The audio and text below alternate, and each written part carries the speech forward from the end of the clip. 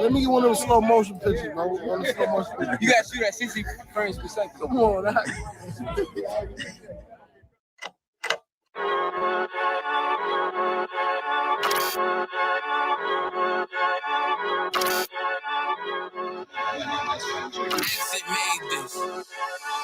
They say they wanna hit that raw shit. These niggas claiming that they bullshit. These niggas better move and coach shit. Cause if they make the wrong move, it coach. See me, they like, ooh, keep on stopping. I'm on my way up and they ain't gon' stop it. They say they wanna hit that raw shit. Coming up on my bullshit. They see me, they like, ooh, keep on stopping. I'm on my body, real niggas right beside me.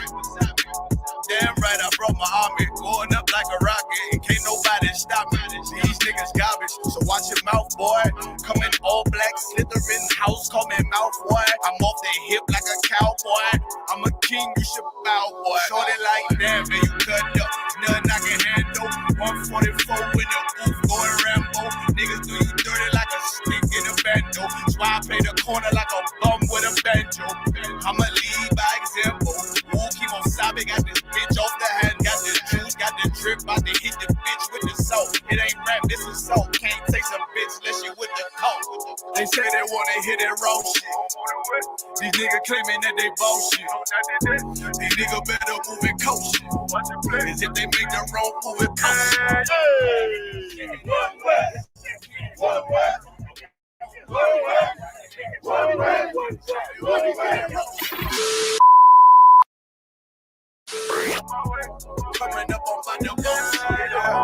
I do it how a veteran be. You better than me. I'm Reggie at the edge of the key. It's all money, no honey. Think you settling? See, you locked up, fucked up, and it's back to the streets. It's One West. You can check the residency. I reside with soldiers died on the soles of their feet. Cause it's death before designer. Ain't no coward in me. Cause I'm cold as a bitch's shoulder. You ain't calling a week. Get the cooking on his beat. Hope you like it well done. Got them killers rolling with me and they all red rum. Got you fucking scared some. Get the banging on his beat till my fucking head numb. Black Glock, red drum, black and yellow air ones. Homie, you ain't got a vest. I suggest you wear one. Told these niggas we was growing up. Doing a lot of talking. Now these niggas ain't saying shit. Feeling like a legend in this shit. Lil nigga, I'm past veteran. Never feeling third. Lil nigga, I'm past second. Guns, I gotta have them all like Ash Ketchum. Shotty break a nigga ribs up like his wife left him. We all stepping. Kill you with kindness cause I'm dead nice. That 5'7" put you 6 feet, not talking height. That judge giving out 5, what you doing life. These hands are rude GPS. A mean right. That's mean right. We build different, you know the vibes. And we stamped it authentic, we notarized. I keep a 144 because I know a kind. Noah's Ark, you know I'm with animals when we flowing by. We back again, no cap, when I'm with cap again. Yeah, they say they want smoke until we matching them. Everything righteous, so you know when we get back at them, you get hit up with a K, but no acronym. They say they wanna hit that raw shit. These niggas claiming that they bullshit. These niggas better move and coach shit. Cause if they make the wrong move, it coach. See me, they like, ooh, keep on stopping. I'm on my way up and they ain't gon' stop it. They say they wanna hit that raw shit. Coming up on my divorce.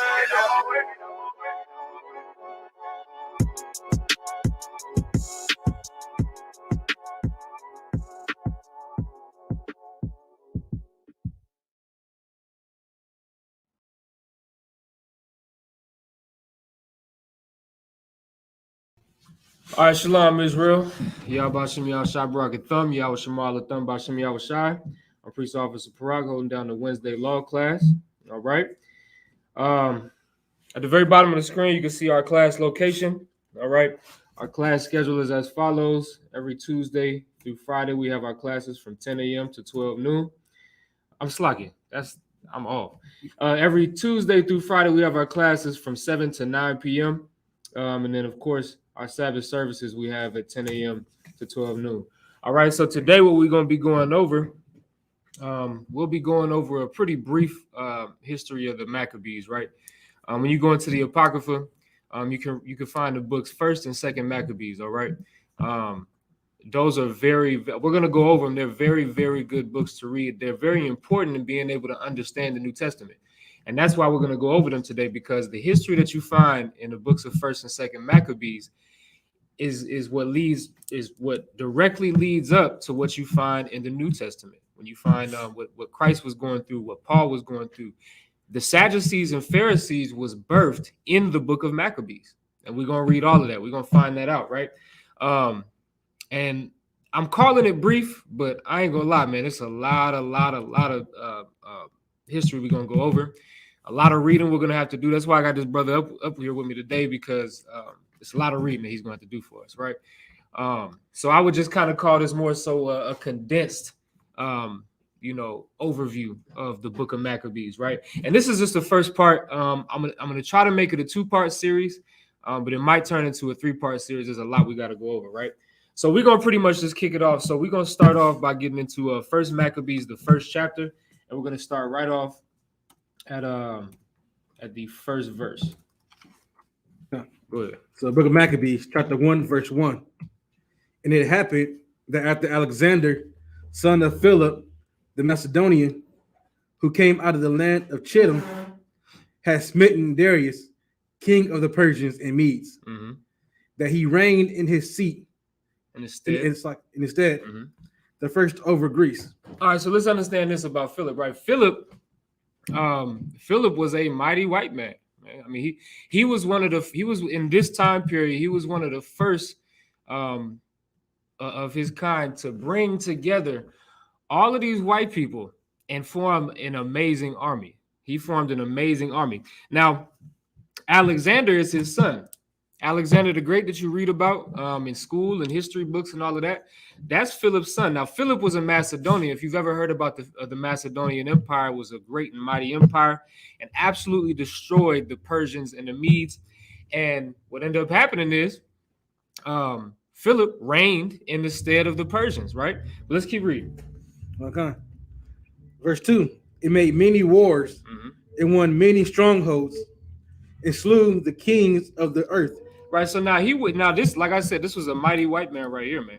He made many wars and he won many strongholds and he slew the kings of the earth. He went up and down the earth. I mean, he was if you go on your own time and look up Philip the Macedonian, you could see everything that he did to gain power. And I mean, he was that, like I said, he was a mighty man. Keep going. Okay. Verse 3. And went through to the ends of the earth and took spoils of many nations, insomuch that the earth was quiet before him. Whereupon he was exalted and his heart was lifted up. Go ahead. Come on. Verse 4. And he gathered a mighty strong host and ruled over countries and nations and kings who became tributaries unto him. So now the nations became tributaries unto him. What this is talking about is the fact that he was a king over that little part of the earth that he was ruling over. He was a king over that part of the earth. All of the nations in that part of the earth were tributaries unto him, meaning what? They paid him taxes. They paid him money. You get what I'm saying? They were subservient to him, right? Keep going. Verse 5. And after these things, he fell sick and perceived that he should die.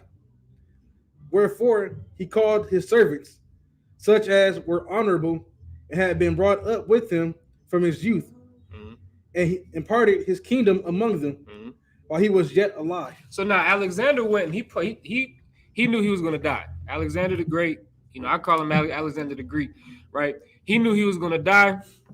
After all of that conquering that he did, everybody was subservient unto him and everything like that, right? Everybody got to die sometime. This cat, he figured it's time for him to go. He know he's about to die. So what he did was he gathered all of his servants together, such were as honorable, all of the people that came up with him since he was a child, right? And he parted his kingdom among them. Meaning he went and he separated parts of his kingdom, right? So like if you think about that in America, let's just say somebody owns America and they get ready to die. The people that he wants to give the kingdom to, he's going to say, okay, resign. You get Arizona. Apayat, you get Nevada. Amatazai, you get California, right? He's parting up the kingdom. He's divvying it up to give to his servants, right? Keep going. Okay, verse 7. So Alexander reigned 12 years and then died. Right, so he reigned 12 years. Go ahead. And his servants bear rule, every one in his place. And after his death, they It's like, and after his death, they all put crowns upon themselves. They did what? Put crowns upon themselves. They put crowns upon themselves. This is what you got to understand about what happened directly after Alexander died. Alexander reigned for those 12 years, and he did a damn good job at it, man. He did a damn good job reigning for those 12 years. But then what ended up happening is after his death, and this is what happens when any king dies. Anybody that has power, when they die, there's a fight for power. Even if the king is dividing up power and giving it to people, that's not enough for everybody, right? Read that from the top again. And after his death, they all put crowns upon themselves. Uh-huh.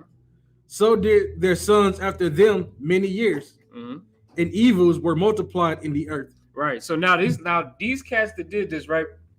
They ended up splitting. Now, the main empire that we're going to talk about, there's a cat named Seleucus. All right, a cat named Seleucus that Alexander had, basically, well, I won't say it like that. That one of the cats that put their crowns upon their own head was Seleucus. You have another cat named Ptolemy, right? That's where you get your Ptolemaic empire from, right? There's a few of them, right? But the main one we're going to focus on that pertains to the Maccabees is the Seleucid Empire, right? Keep going. Verse 10. And there came out of them a wicked root, Antiochus, surnamed Epiphanes. Epiphanes? Epiphanes, right? Epiphanes, son of Antiochus the king, who had been an hostage at Rome. He reigned in the 137 year of the kingdom of the Greeks. So now let's just understand something real quick about this cat, right? This cat's name is Antiochus Epiphanes, right? Or Epiphanes, however you want to pronounce it. It's a Greek word that means God manifest. You think about what his mindset was. His mindset was that he was God. Now that takes me all the way back to Isaiah the 14th chapter, right? Where Lucifer, right, which was a white man, said that he was God. He can be like God. Well, that's the same spirit that Antiochus had. And God damn it, if we keep reading, we're going to find out some terrible things about this bastard. Keep going. Verse 11. In those days, when they're out of Israel, wicked men. What kind of men? Wicked men. Now, y'all probably, if you follow the UPK, you've seen us pull this scripture before, right?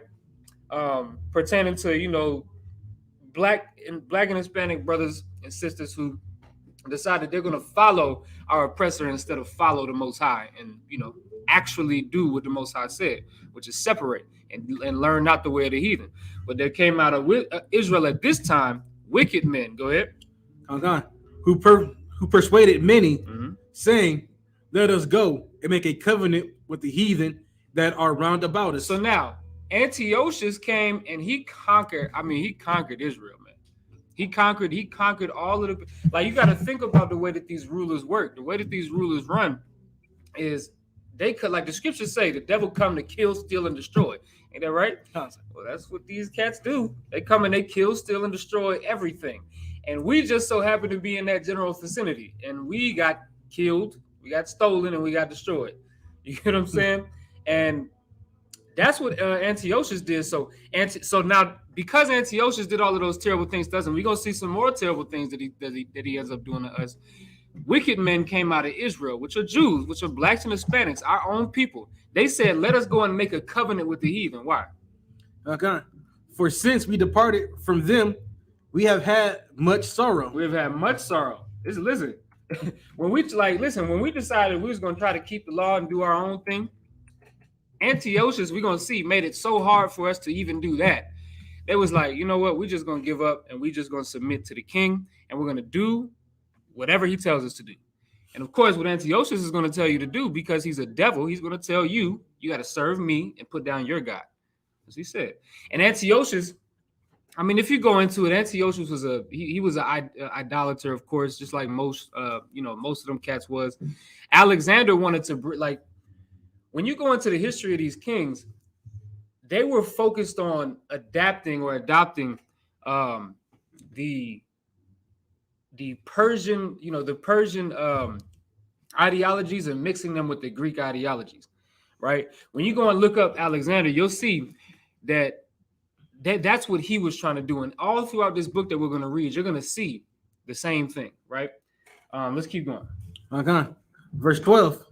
So this device pleased them well. So this device, right? This device pleased them well. Go ahead. Verse 13.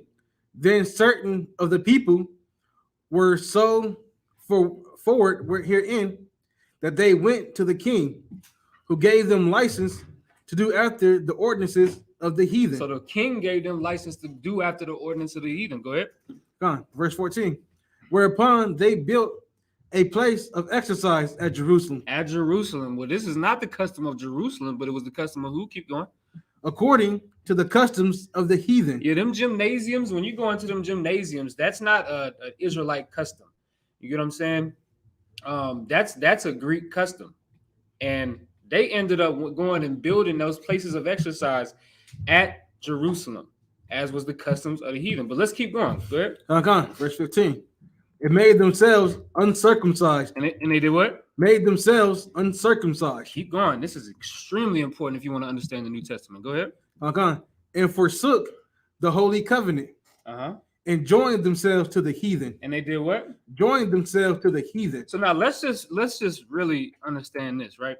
We have to understand what this means because, like I said, this is so pertinent in understanding the New Testament, because in the New Testament, you find out that we can't be around the Gentiles, like Peter said it himself in the book of Acts, the 10th chapter. He said, it's not lawful for a man who is a Jew to go and be around the Gentiles, and hang around the Gentiles and those that are uncircumcised.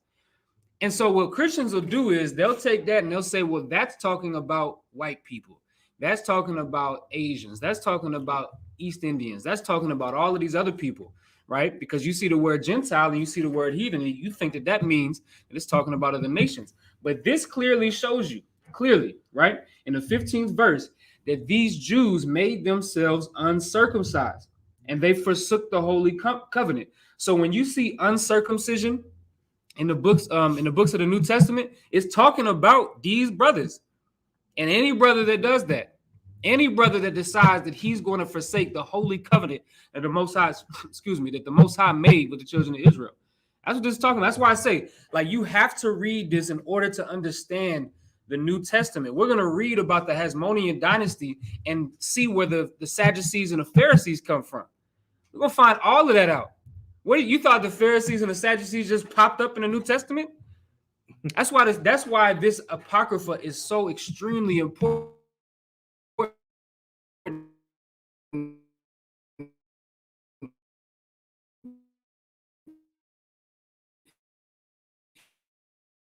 And pertinent understanding. You gotta have you definitely won't be able to understand Paul. Why? Because Paul was a goddamn Pharisee.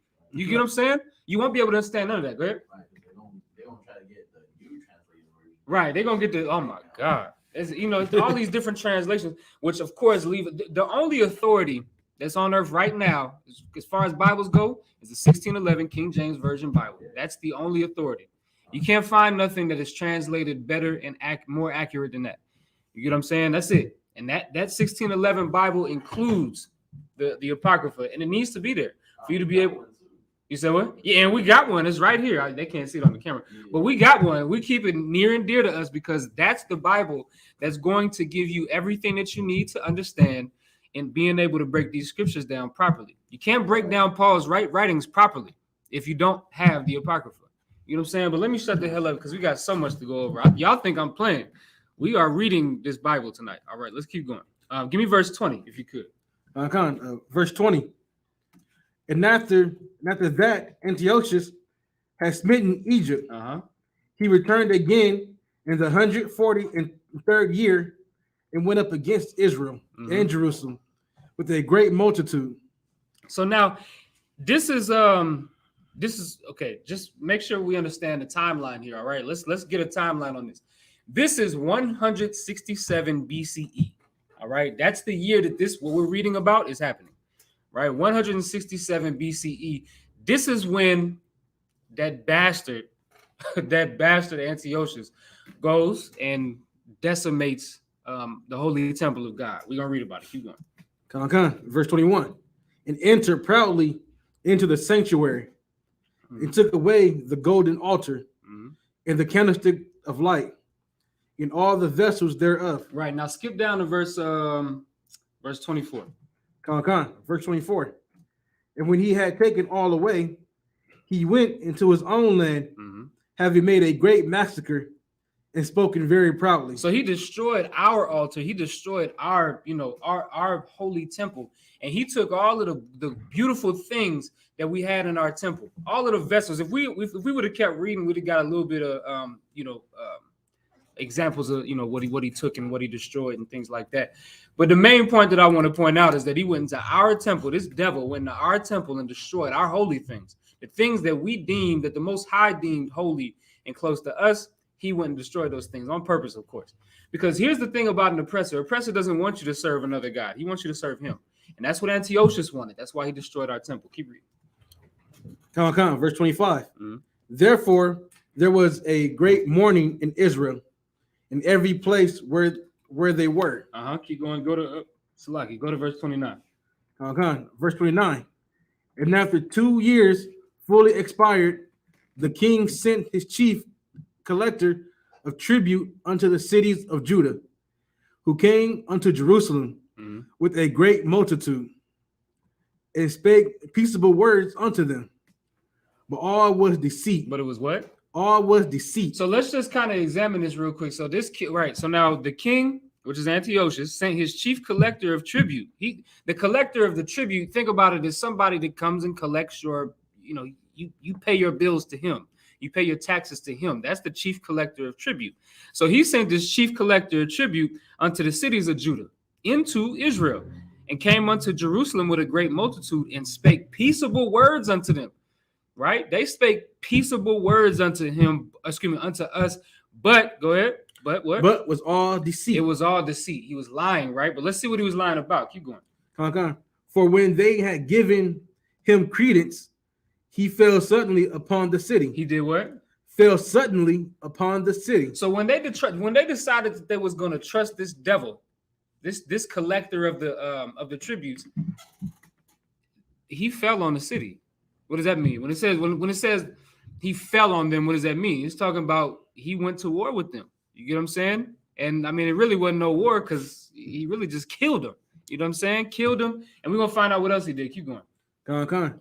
And smote it very sore, and destroyed much people of Israel. And when he had taken the spoils of the city, he set it on fire, and pulled down the houses and walls thereof on every side. He destroyed Jerusalem. Keep going. Verse 32. But the women and children took they captive and possessed the cattle. So they killed all the brothers, they destroyed the houses, but they took the women and the children captive. Keep going. Verse 33. Then builded they the city of David with a great and strong wall, and with mighty towers. It made it a stronghold for them. And they put therein a sinful nation, wicked men, and fortified themselves therein. So what they ended up doing was they took the city, they seized Jerusalem.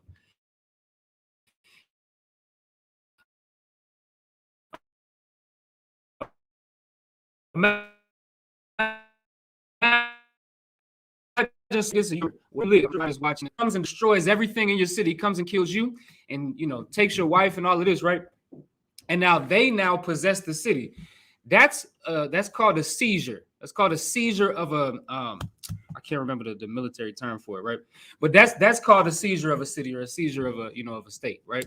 And that's exactly what these cats did. But the difference is that Jerusalem was a land that was deemed holy by the Most High, that had the temple that had the Most High's temple there. You get what I'm saying? Like, we don't have a temple now. We don't have nowhere to go and serve the Most High that's deemed a holy temple of the Most High, right? That's gone. You get what I'm saying? Until we resurrect, or until we renew the temple, which the Most High brings out to us through John the Revelator in the book of Revelations. But until then, we don't have a temple. We don't have a temple where we can offer sacrifices and go and serve the Lord there. Ain't nothing like that. We got to build these schools up in the UPK, in the ghetto, all across the earth. You get what I'm saying? Let's keep reading, right? Let's go down to verse 41. Verse 41. Moreover, King Antiochus wrote to his whole kingdom that all should be one people. All should be what? One people. Now, just remember that your Christian pastor said the same thing that this devil said. King Antiochus, the same. Now, you got to think about this. King Antiochus, the same cat that went and destroyed the temple of the Most High. I mean, that's as antichrist as it get, ain't it? Ah. He's the one that said we should all be one people. That's what he said. After he done murdered us, he murdered us. I mean, I'm talking about he went and slaughtered all of us and took our women and our children and our cattle and all of our livestock. And then after that, he makes the decree. We should all be one people. What does that sound like? It sounds like a Christian pastor. It sounds like every devil that walks the face of this earth today. Read on. Verse 42. Mm-hmm. And everyone should leave his laws. Should do what? Leave his laws. He wanted, listen, Antiochus wanted us to leave the laws of God. Doesn't that also sound like your Christian pastor? Christian pastor wants you to leave the laws too. He don't want you to keep the law. Keep going. Okay. So that the heathen agreed. So all the heathen agreed according to the commandment of the king. Mm-hmm. Yea, many also of the Israelites. Of who? Of the Israelites. Many also of the Israelites. Go ahead. Consented to his religion. Uh-huh. And sacrificed unto idols and profaned the Sabbath. Yeah, that's what they did. Go ahead. Okay, verse 44. For the king has sent letters by messengers unto Jerusalem and the cities of Judah, mm-hmm. that they should follow the strange laws of the land. Right, that's what it is, man. They decided that they was gonna they listened to the king.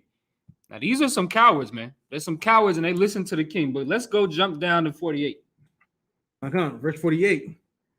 That they should also leave their children uncircumcised. That they should leave their children uncircumcised. Do you want to know where the uncircumcised came? You remember we just said that this was 167 BC, right? The time of Christ is what? 100 years after this? 120 years after this? 140 years after this? And if which we will, if you keep reading, you're going to find out that this went on for decades. This same, I don't want to say the same thing right here, right? Because the Maccabees whooped their ass, Most High in Christ for that, right? But point being is, this same ideology carried down from generation to generation. And those same uncircumcised cats that you find in this book here is the same uncircumcised cats that you find in the New Testament. But keep reading. Continue verse 48. And make their souls abominable mm-hmm. with all manner of uncleanness and profanation. Mm-hmm. Profanation. Mm-hmm. Verse 49. To the end they might forget the law and change all the ordinances. And do what? And change all the ordinances. Listen, man, this is what you got to understand, man. That's what the whole plan was. That's the perfect way to conquer a nation. If you want to conquer a nation of people, you make them forget their laws and their moral code, and you make them adhere to your laws and your moral code. You make them forget their God and who they are. They're gonna forget him and they're gonna serve you. And that's what you got to do. Right. That's Caucasianship 101. That's how to be a good Caucasian, is to be that type of devil where you absolutely decimate any remains of that people having a God and having a set of moral codes. And then now you make them follow your moral codes. Now, how do I know that? Because I'm a black man in America. You get what I'm saying? And I know that my people were, absolutely deprived of their laws. We couldn't read the Bible. We had to have it read to us by a white man. You know what I'm saying? And then they gave us a slave Bible that said that servants obey your masters. But they left out the part where it also says, masters, you must obey your servants as well. They left that part out because that's what they wanted to teach you. That's what you have to do if you want to conquer a nation. You make them forget their God and who they are and what they stand for, and then you make them stand for what you want them to stand for. You know, say something. Not only that, they also said, for every slave that don't listen, 50 whips, and 50 lashes. Yeah, you know what I'm saying? Damn right. But the way they did it is just by conquering us. They did it by dividing us. Making us know that, separating us and shit. Right. No, damn right. And giving us, their God, their images and who to worship, And it's like, I remember Captain Mashad brought this out, right? The reason why we're destroyed in America is because of two reasons. One, because the white man's the devil, right? And 2, because that's Caesar Borgia. That no, it's like because we don't know that Christ is black. Right. You know what I'm saying? Christ, like, you know, we don't understand the knowledge that's, you know, I don't want to take too much time. No, you swear. But the knowledge that we got from this Bible, that, you know, from our oppressor, thinking, because the reason why we don't understand the Bible is because we are taught through our oppressor, you know, like you were saying, you know, and all we know is what our oppressor gives us. You know what I'm saying? So if they were willing to give us, how would you keep a nation of people still enslaved? Is give them only certain things that they need to know. Right. You know, that and that would just make them more of a slave. You know, that's why you hear when we go out in the streets, brothers attack us for no reason. Yeah. Because, you know, they love our oppressor. Right. And that's what makes you a slave, man. Having no compassion for your brother, having no love for your brother makes you a slave, man. Right. You know, and so many of us that are slaves in this world that need to, you know, get that plug, you know, get that need to get unplugged from that matrix, you know. But, you know, we just need to focus on our brothers and bring them into this truth, man. Right. It's a lot. No, damn right. And you know, listen, you said something heavy. You said, you know, you have to have compassion for your brother. We're gonna talk about a brother that had compassion for his brothers, and he sparked a goddamn revolution. Right. Sparked a whole revolution because he had compassion for his brothers. He understood what it meant to actually serve God. Right. You know, them cats, like what it said earlier in the first chapter of Maccabees, it said, listen, in those days went out of Israel wicked men who decided that they were going to adhere to the laws of the heathen. They said, listen, we're going to join them heathen and we're going to be one people, like Antiochus said. That's a wicked man. I'm going to show you what a righteous man would do. Give me the next chapter. Give me 1 Maccabees 2 and 1. The book of Maccabees, 1 Maccabees chapter 2, verse 1. Mm-hmm. In those days arose Matthias, the son of John, Mm-hmm. the son of Simeon, Mm-hmm. a priest of the sons of Joarib, It's like Joarib. mm-hmm. from Jerusalem, and dwelt in Modin. So now we're going to talk about Mattathias, man. This is an absolutely honorable brother, man. It's a brother that he was a priest. He was a priest of the Lord. And this brother should show you the mindset that a priest should have. If you want to be a priest, you should think like this brother here. You should think like Mattathias. And he wasn't no punk. He wasn't like the priest that you see today with the little white collar barbershop white strips around their neck. That's not the type of priest he was. You get what I'm saying? This brother right here was a priest of God, and he was a goddamn warrior. He sparked a revolution. Keep going. Verse 2. And he had 5 sons. Johanan, mm-hmm. called Cadus, mm-hmm. Simon, called Thassus, Judas, who was called Maccabeus, mm-hmm. Eleazar, called of Aran, mm-hmm. and Jonathan, whose surname was Apophis. I'm just going to give y'all real quick. I'm going to give y'all a little bit of a spoiler. Judas Maccabeus dies in a very honorable way. Jonathan, that son that you see there, he goes on to carry on the fight after Judas Maccabeus. And Lord willing, if I don't talk too much today, because y'all know y'all know how I get down. If I don't talk too much today, maybe we'll get to that part, right? Let's get to just keep reading verse 6. Verse 6. And when he saw the blasphemies that were committed in Judah and Jerusalem, the what? The blasphemies that were committed in Judah and Jerusalem. He said what? Go ahead. He said, "Woe is me!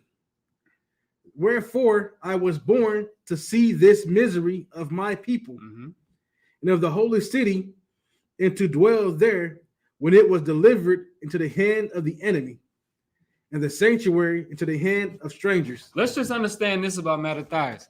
That was a brother that gave a damn about his people. That was a brother that gave a damn about his people. And you know why I know that this brother was special? Not even without reading the rest of the story, because in the book of Ezekiel, it says, "Mark them on their foreheads, the men who sigh and cry for Jerusalem." Right. And that's what he did. He said, "Woe is me." Salaki. Allergies got me jammed up. He said, "Woe is me. Wherefore was I born to witness this?" Like this brother didn't even like. He couldn't stand even being alive and seeing the terrible things that was happening to his brothers and sisters. I mean, oh my God, when we keep reading, these brothers was getting, for one, they was getting burned alive. You get what I'm saying? Getting boiled up in pots, getting their flesh cut off of them, getting scalped, all of these terrible things. The sisters, they couldn't even circumcise their sons because if they was found to circumcise their son, they got murdered. They got killed. Yeah, you couldn't get like that's what I'm saying. Like that he's witnessing all of these things. He's witnessing brothers sacrificing disgusting things to idols on the Lord's altar. That's how much he cares. He cares so much. He said, "Woe is me." He said, "Destruction unto me." I wish I would have never been born than to see something like this happen to my people. That's how much he cared about his people, right? If we keep reading, verse 8 says, "Her temple is become as a man without glory." That's a terrible and upsetting thing. A man without his glory is not a man at all. You get what I'm saying? And that's what that temple had become. That temple had become disgusting to him. And that's a terrible thing. And we're going to find out what he does about it. So now what we're going to do is skip down to verse 17. Okay. Verse 17. Then answered the king's officers and said to Mattathias, on this wise, thou art a ruler and an honorable and great man in this city. This brother was a priest. You understand that? Like Mattathias, he was a priest of the Lord. So the Jews respected him. You get what I'm saying? Israel respected this brother because he was a priest. They would listen to anything he said. And the king's officers, Antiochus's officers, understood that. Keep going. Okay.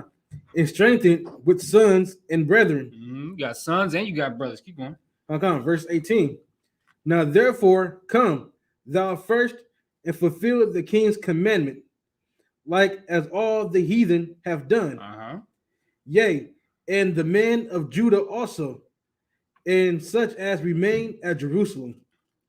So shalt thou and thy house be in the number of the king's friends, and thou and thy children shall be honored with silver and gold and many rewards. And many rewards, right? You got to understand this. These king's officers came unto him, and listen, they was trying to persuade him, man. They was saying, listen, you're gonna be rich as hell. You and your sons, you ain't got to worry about sending your sons to college. You got to worry about. We're gonna send your sons to Harvard University. They're gonna get the best degrees. And matter of fact, you know what? They ain't got to work if they don't want to, because we're gonna give you all of the money in the world, all of the riches. You'll be among the king's friends in the king's court. That's how esteemed you'll be. All you got to do is do what the heathen have done, and some of the men of Judah has done as well, which is leave the law of your God. Stop serving God. Stop keeping the Sabbath day. Some of these, listen, 99% of Israel, I feel like, will just absolutely give up the Sabbath day and give up, not eating pork and all of that. Niggas eating pork anyway. You get what I'm saying? But they came to a priest of God, a man that actually gave a damn about the law, statutes, and commandments, and they asked him. Let's see what his response is. Verse 19. Then Matthias answered and spake with a loud voice, though all the nations that are under the king's dominion obey him and fall away every one from the religion of their fathers and give consent to his commandments, yet will I and my sons and my brethren walk in the covenant of our fathers. Man, listen, you know what this brother said? He said, I don't give a damn about what the heathen is doing. That's what he's saying. If we read that again, he's saying in verse 19, then Mattathias answered and said, and spoke with a loud voice, though all the nations that are under the king's dominion obey him and fall away every one from the religion of their fathers and give consent to his commandments, yet will I and my sons and my brethren walk in the covenant of our fathers. He said, I don't give a damn what the heathen is doing. Why you come to me telling me what the heathen is doing? Imagine somebody coming to this door. And man, I know y'all in here serving God, but everybody out here is not serving God. You should do what they doing. You know what we're going to tell them? I don't give a damn what they doing out there. Especially when he was talking about the heathen. They're not even my people. Let them serve that king. I don't care. They can serve anything. They can serve a sun. They can serve a star, a rock. I don't give a goddamn. You know what I'm saying? But for me and my house, and that's what he said basically, right? For me and my house, we're going to serve the Lord. Yet will I and my sons and my brethren walk in the covenant of our fathers. Keep going. Come on. Verse 21. God forbid, that we should forsake the law and the ordinances. Listen, man, he said, God forbid that we should forsake the law and the ordinances. Ain't no way in hell. If you talking to me today, if you was talking to Mattathias today, he said, ain't no way in hell I'm gonna break the law of God. For who? For you? Man, keep going. Okay. Verse 22. We would not hearken to the king's words. He said, hell no. Keep going. To go from our religion, either on the right hand or the left. He said, not on the right hand or the left. Keep going. Okay. Verse 23. Now, when he had left speaking these words, there came skip to for time's sake, skip to verse 24. Okay, verse 24. Which thing when Matthias saw? Well, I guess we probably could have used that. Just to sum it up, there was a brother. This was actually a brother, right, that was going to sacrifice to an idol on the Lord's on the Lord's altar. Right, keep going. Okay. Which thing when Matthias saw, he was inflamed with zeal. He was what? Inflamed with zeal. Yeah. Now this is a priest of God. You better be inflamed with zeal too. You see something crazy like this happen. Keep going. And his reins trembled. Neither could he forbear to shew his anger according to judgment. Mm-hmm. Wherefore he ran and slew him upon the altar. He did what? He ran and slew him upon the altar. He was so inflamed with zeal that he saw a brother sacrificing to an idol on that temple. I mean, on that altar in that temple. He said, man, I can't handle this. He went up and he killed that brother, man. He did that because he couldn't stand to see the Lord being profaned another day. You saw what he said. He said he would rather not be alive than to witness the terrible things that was happening to him. Happening to his people. So when he saw that the Lord was being even more disrespected, oh man, that's the spirit you got to have, man. That's why the Most High said, mark them on their foreheads, those men that sigh and cry for the abominations that are done against the children of Israel in the book of Ezekiel. That's what you're not going to be in the Most High's favor if you're not like this. Now, of course, you see niggas getting high and, making offerings to gods all the time. In America right now, don't ever do that. Don't say the ISUPK told you to do what Mattathias did, right? I'm just saying that this brother was righteous for what he did. That's all I'm saying. That's all I'm saying. He had the spirit of the Lord on him. Don't go out there slitting crackheads' throats, okay? Don't do that. You know what I'm saying? Don't do that thing. Don't go to the Christian church and be a Dylan Roof Storm, all right? Don't do that. Don't do that at all, right? But what I am saying is this is the spirit of the Lord. What you can do, though, is be angry. You can be angry at the Christian church, and you should be. You should be just as angry as Mattathias was. Just don't go killing them cats, man. You know what I'm saying? But you should be angry like that. Yeah? Angry and sin. I was just gonna put it. That's the perfect precept. Be angry and sin not. Oppression maketh the wise man mad. Ecclesiastes 7:7. That's what we gotta be. We have to be upset about this oppression. You get what I'm saying? And listen, Mattathias was upset about that oppression so much so that he decided to make a point. He made a point. Let's keep reading. Come on. Verse 25. Also, the king's commissioner who compelled men to sacrifice, he killed at that time, and the altar he pulled down. So he wouldn't kill the cat. The king's commissioner, the one that's telling everybody, okay, now you come and make a sacrifice to the king. You come and make a sacrifice to the king and his God. You come and, you know what I'm saying? That's the king's commissioner.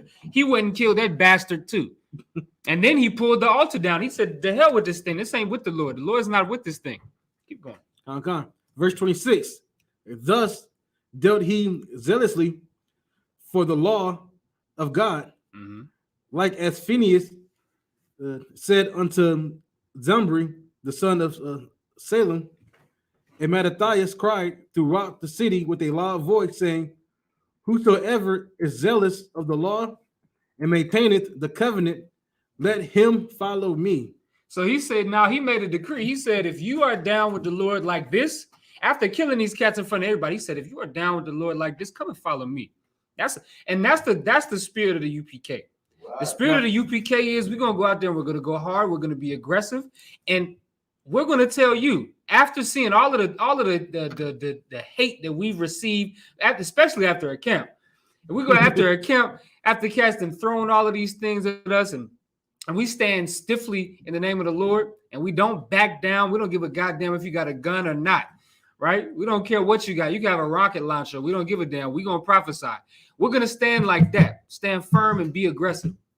And then after, we're going to make a decree before we close out camp. We're going to say, if you down for the Lord, like we down for the Lord in the face of adversaries, we stand stiffly. If you could be like that too, come get with us. Come get a flyer.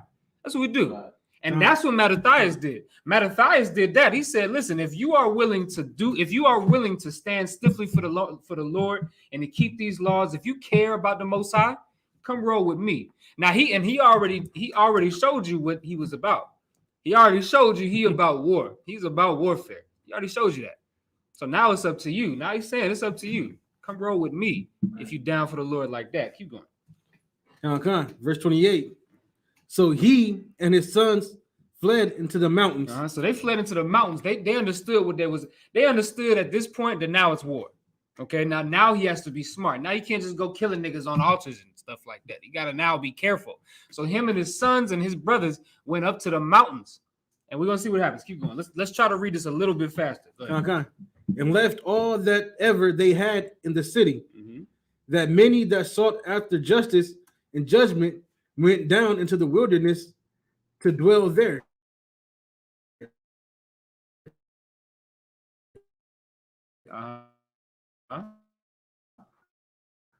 Both they restored upon them. So now they all now he had a big following because oppression maketh the wise man mad. So now Mattathias isn't the only brother that's upset. So now brothers and sisters is following him, and now they went up into the mountains. Why? Because it says what? It says because afflictions increase sore upon them. They understood these are a special group of brothers and sisters. They understood that it's better even if we got to die out here, it's better for us to be out here than to be in those gates with those devils that are trying to take us away from our God. Keep going. Okay. Verse 31. Now, when it was told the king's servants and the host that was at Jerusalem in the city of David, that certain men who had broken the king's commandment were gone down into the secret places in the wilderness. They pursued after them a great number. So now this is what ended up happening. So now the king's people, right?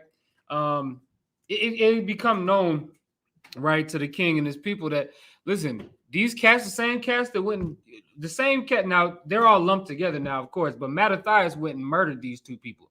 So now this is a direct rebellion. That's what this is.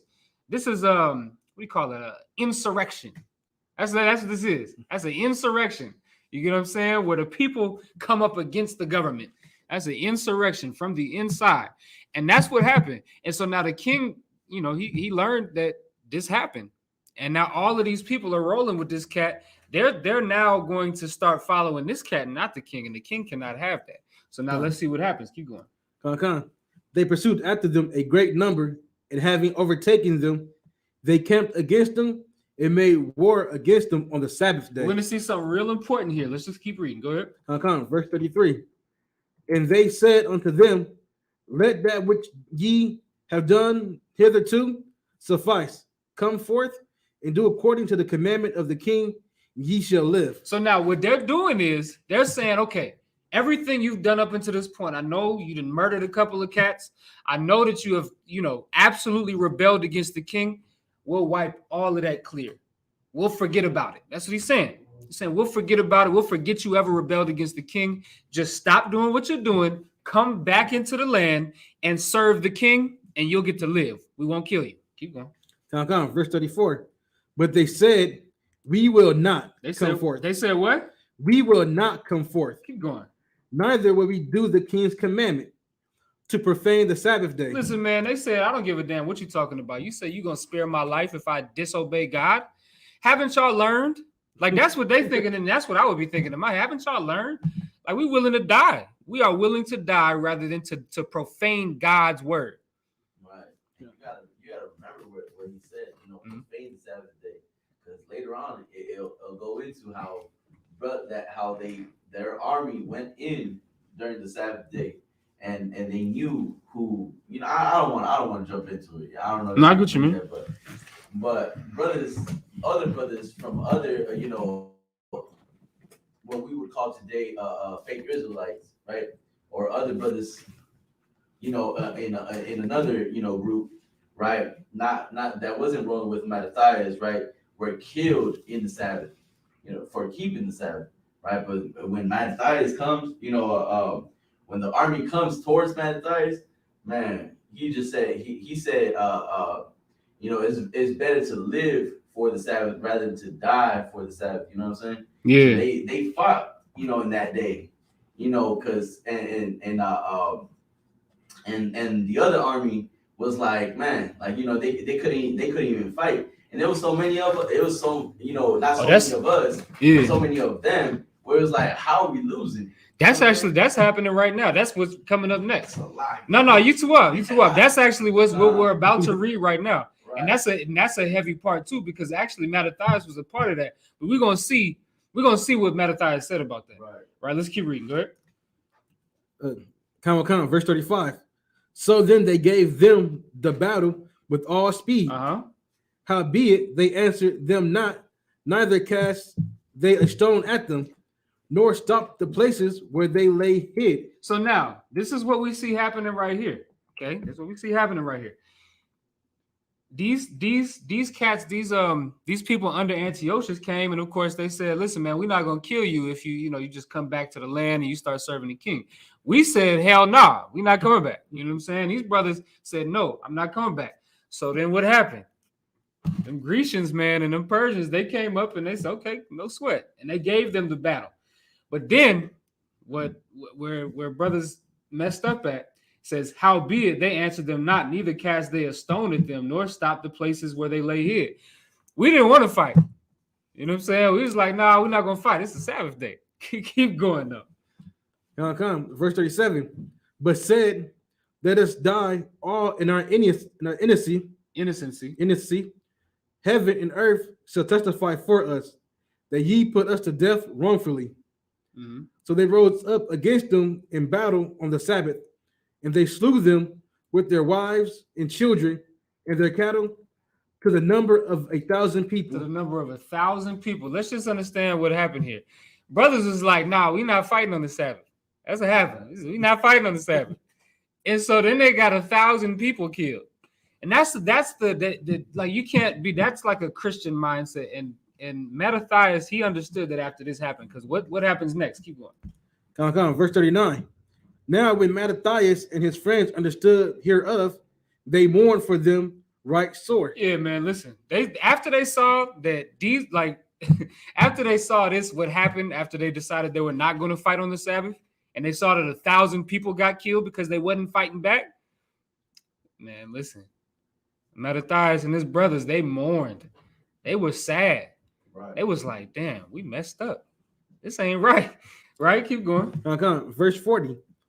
And one of them said to another, if we all do as our brethren have done, and fight not for our lives and laws against the heathen, they will now quickly root us out of the earth. They said, "Listen, if we decide we're not going to fight on the Sabbath, what's going to happen to us is the same thing that just happened to these 1,000 people. We're just going to die."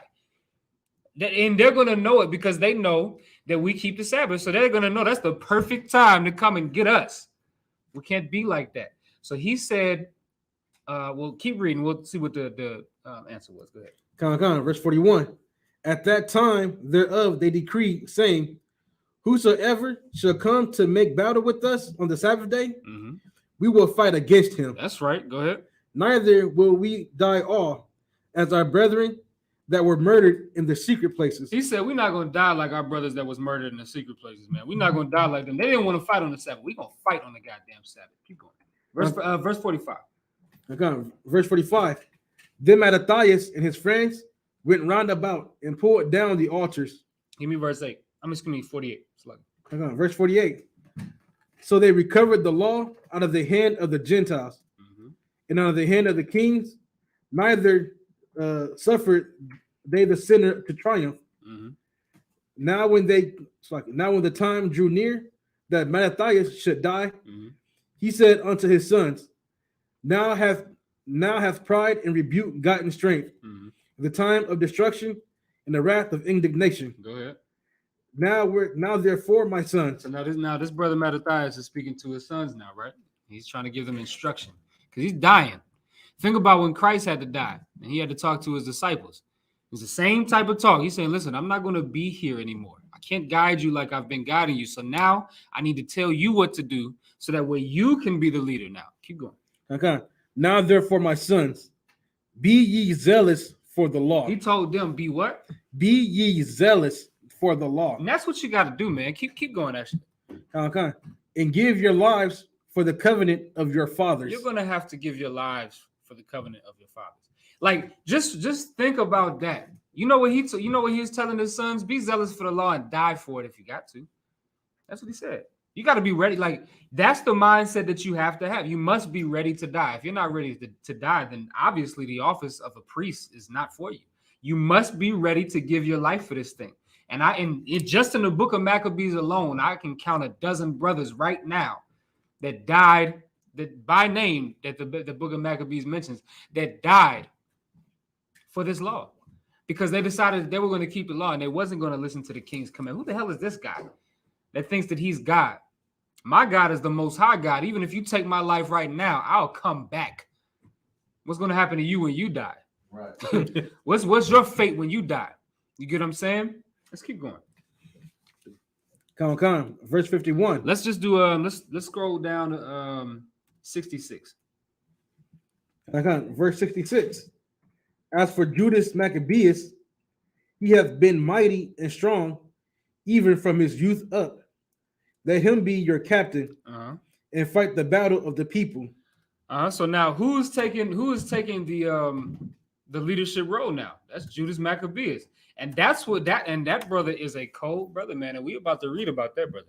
Listen, Mattathias, of course, I'm not, a respected person. All of these brothers are absolutely honorable brothers, especially Mattathias for what he did for inciting think about if Mattathias had not done what he did. Think about that. Think about that for just a second. If he would have allowed all of Israel to be history would be rewritten. It'd be a totally different history. You get what I'm saying? Mattathias, man, that was a cold brother, man. And he decided he was what you call a martyr. That's what he was. He was a goddamn martyr. And he decided he was going to be the first one to say something because nobody else was. You got to think about that, man. You got to think about that. This is history. Now, for all of y'all to say that the Bible is not real, you can go and you can look this up in history. You don't need to read the Bible to read the book of Maccabees. It's all over history. You just got to go in different places. You got to go and read the history of Darius. You got to read the history of Alexander the Great, of Philip. You got to read the history of Antiochus and read the history of Demetrius and read the history of all of these cats. It's going to show you exactly what we're reading right now. All of these things. This is history in the Bible, right? So now what we're going to do is we're going to go to the next chapter. We're going to read First Maccabees 3 and verse 1. Let's get it. Come. The book of First Maccabees, chapter 3, verse 1. Then his son Judas, called Maccabeus, rose up in his stead. Go ahead. And all his brethren helped him, and so did all they that held with his father, and they fought with cheerfulness the battle of Israel. They fought with what? With cheerfulness. Listen, man, they was cheerful and they knew that they could die. Wow. Are you that? Listen, do you have that mindset? Because that's one West. Wow. That's one West. You have to fight with chill. When you go out to camp, anything could go down. But you go out and you can't wait throughout the whole week. You at work, you at your slavery, just begging the Most High to speed up the time to where you can get to camp. That's the mindset that you gotta get. Not in the sense of you should be foolish and want to die, but you should be foolish for Christ. And being foolish for Christ means that you have to go out there and do the work of the Lord and know what could come with it. You got to be able to do that. You get what I'm saying? Right. And that's what these brothers understood. These brothers, because who went with him? It says all his brethren helped him, and so did all they that held with his father. And that's a beautiful thing, because that's a beautiful thing, man. That's the spirit of the Lord. That's the spirit of the Lord. All of these brothers came on one accord and they decided that they was going to serve God no matter what. And that's the spirit of One West. That's what we have in here. What we have in here is the same spirit that these brothers had. This is a warrior spirit. But let's keep going. Let me shut the hell up. Okay. Verse 3. So he gat his people great honor and put on a breastplate as a giant and girt his warlike harness about him. And he made battles, protecting the host with his sword. Yeah, man. These brothers went out to battle, went to fight, man. Keep going. Okay. Verse 4. In his axe, he was like a lion, and like a lion's whelp roaring for his prey. That's a beautiful thing, man. This brother was a hardcore brother. Judas Maccabees wasn't a brother you wanted to play with, man. It said in his axe, he was like a lion and like a lion's whelp roaring for his prey. This brother was relentless. This brother was not going to let up, man. And that's what you got to have, that spirit. That is the spirit of the Most High that this brother had. You have to be like that. You got to be aggressive. And that's what this brother was. He was absolutely aggressive. He was a man. You get what I'm saying? Let's keep going. Okay. Verse 5. For he pursued the wicked and sought them out. Oh, yeah, he did that. Keep going. And burnt up those that vexed his people. He burnt up those that vexed his people, man. He pursued his people. Listen, he pursued those people. He went after them. He wasn't waiting on them to come to him. You get what I'm saying? He wasn't timid and just, you know, maybe when they come around, maybe I'll protect myself. Nah, damn that. This is war, man. And so he went out to those people with his brothers. You get what I'm saying? And you know what I'm saying? He pursued them and he took them down. Let's read verse 8. Verse 8. Moreover, he went through the cities of Judah, destroying the ungodly out of them. Yeah, that's what he did. Keep going. And turning away wrath from Israel. That's what he wanted to do. Like, this wasn't about, okay, so when he went to the cities of Judah, yeah, he was killing everybody. He was killing anybody. It could have been his brothers. It could have been the heathen. But when he went to the cities of Judah, he was killing his people that would not submit to the Most High, but would rather submit to some white man. And he did that righteously. That's why there's a book written about him, right? You get what I'm saying? Right. Like, that's why, and the Lord was with him for that. And the reason why he was able to do as much as he did, the Lord was with that brother, man. And why was the Lord with him? Because he kept the law of the Most High. Like, he cared more about keeping the law than living. Can you imagine what he could have expect? Like, imagine what Mattathias, the life that Mattathias could have lived. He could have lived a glorious life, man. He could have had all of the silver and gold that he wanted. You get what I'm saying? He could have done whatever he wanted to do. But he decided instead of doing that, he was going to serve God. He was going to serve God, and he was going to have to suffer because God knows them battles, I mean, that's a whole lot of training you got to do to keep up for stuff like that. You know what I'm saying? For you to be able to go out and battle continuously, have sleepless nights where you're at battle. I mean, that's a tough thing. But that brother went through it. Instead of being rich and wealthy and, famous and everybody loves him, he decided, hey, everybody hates me. That's fine.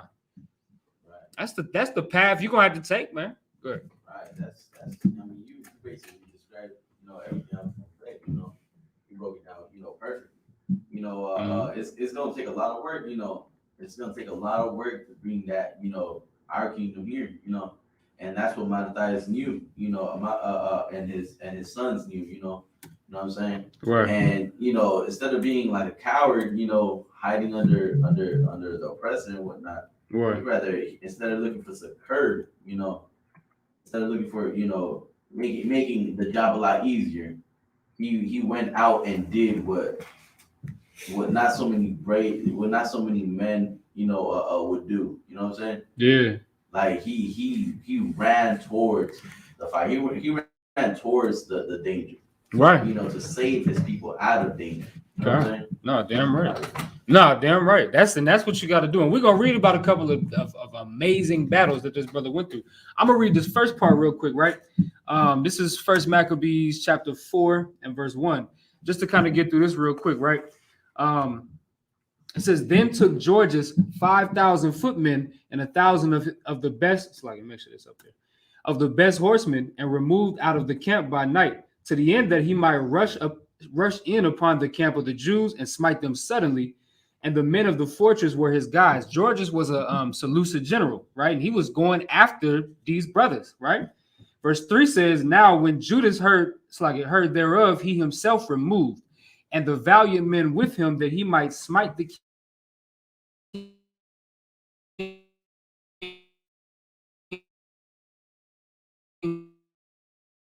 army, which was at Emmaus. Verse 4 says, while as yet into the camp of Judas, and when he found no man there, he sought them in the mountains. For said he, these fellows flee from us. So now just to understand what's happening right now, Judas was a cold brother, man. This is guerrilla warfare at its best, right? And Judas found that these devils was coming to come and kill him and coming to war against him and coming to battle against him. He said, okay, no sweat. We're going to get up out of here because they think they know where we are. So Georges comes, right? And he comes and to the camp spot where the brothers were supposed to be at, right? And they're not there. And Georges is thinking, oh, these cats are some cowards. They must have fled from us, right? But let's keep reading, right? Verse 6, right? But as soon as it was day, Judas showed himself in the plain with 3,000 men, who nevertheless had neither armor nor swords to their minds. Verse 7 says, and they saw the camp of the heathen, that it was strong and well harnessed, and compassed about, it's like round about with horsemen, and these were expert of war. Now let's keep. I'm gonna have you read from here, right? But I just want everybody to understand the scenario. I wasn't gonna read that at first, but it's really good to get that context in there. Go ahead, you can read. Verse 8. Verse 7. It's like no, you're right. Verse 8. Like verse 8. Then said Judas to the men that were with him, fear ye not their multitude, neither be ye afraid of their assault. Mm-hmm.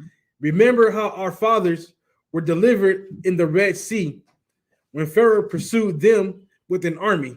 Yeah, man. You gotta look at the truth like that, man. You find yourself in a terrible situation. Just remember what the Lord did for Moses and the Israelites back then. Right. The Most High split a goddamn sea in two, so we could walk through safely, and then drowned all of it. That's a terrible way to die. I hope y'all know that. It's got to be because think about it. You can't even breathe. You holding your breath because you know, like, if I open up my lungs, I'm gonna just breathe in water and die. And then you do that for as long as possible. You suffering doing that, and then once you cannot hold your breath any longer, now you're inhaling water and you're dying. Now, you know what I'm saying? It's got to be a terrible way to die. Now, with that being said, that's the way he killed our enemies, and he saved us through that same sea. Like the Lord, like that's why he's saying, call to remembrance what the Most High did. Now, you think the Most High not going to save us from these devils here? He's going to say something? I was going to say about the Red Sea. Like most of them probably wouldn't survive, just the water's coming back down. Right. The pressure from that. The pressure is killing them, yeah. You know what I'm saying? Like that's like the Most High was willing to do that. He was willing to do all of that to kill the firstborn of every Egyptian. He's willing to do that. You think the Lord's not going to protect you from the little, BS that you're dealing with? I mean, listen, if he's not on your side, he might not. But if he's on your side, like he was on these brothers' side, he'll protect you. Let's find out what he was going to do. Keep going. Verse 10. Now, therefore, let us cry unto heaven. Let's do what? Let us cry unto heaven. He said, let us cry unto heaven. There is a camp of at least four, I can't remember if it named the amount, but thousands of men, a host of thousands of men that are coming up against you to come and kill you and your brothers. And the first thing you think of is to pray to God. That's what the Bible is talking about being a fool for Christ. That's a to the world, that's a foolish thing to do. But in the eyes and the sight of the Most High, that's a beautiful thing, because if you have that much faith, the Lord is definitely going to deliver you out of the hands of these cats. Because these cats don't pray to God. They praying to the Seleucid Empire. That's what they praying to. They praying to Antiochus. You know what I'm saying? They praying later on. They're going to be praying to Demetrius. That's what they give a damn about. The Lord's not going to be with them. Let's find out. Keep going. Okay. If peradventure the Lord will have mercy upon us, and remember the covenant of our fathers, and destroy this host before our face this day. This is what they decided to do. Instead of them trying to put faith in their swords, put faith in their hands and their brute force, these brothers decided they was going to put their faith in the Most High. And what did they say? They said, if peradventure the Lord will have mercy upon us and remember the covenant of our fathers and destroy this host before our face this day. Imagine being so scared of some man or thousands of men. I don't give a damn how many men it is. And you are doing the work of the Lord. And you think the Lord's just going to let them kill you? Like, goddamn, you have no faith.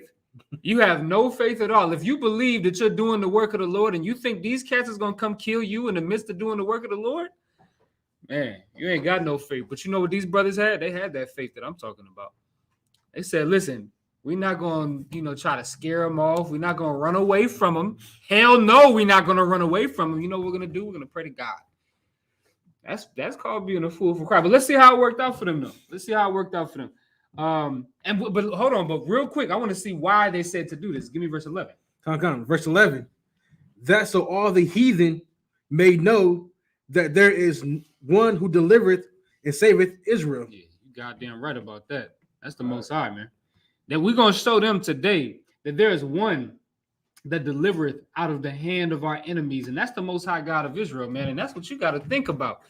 Like, think about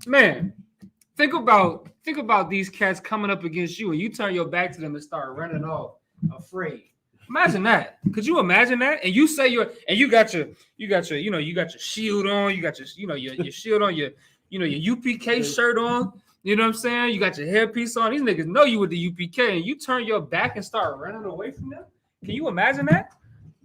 You're going to put the Lord's name to shame, and what the Lord is going to do for you, what the Lord is going to do to you for being a coward in his sight, in the sight of your enemies, and the sight of his enemies, is a lot much worse than what them cats would have done to you.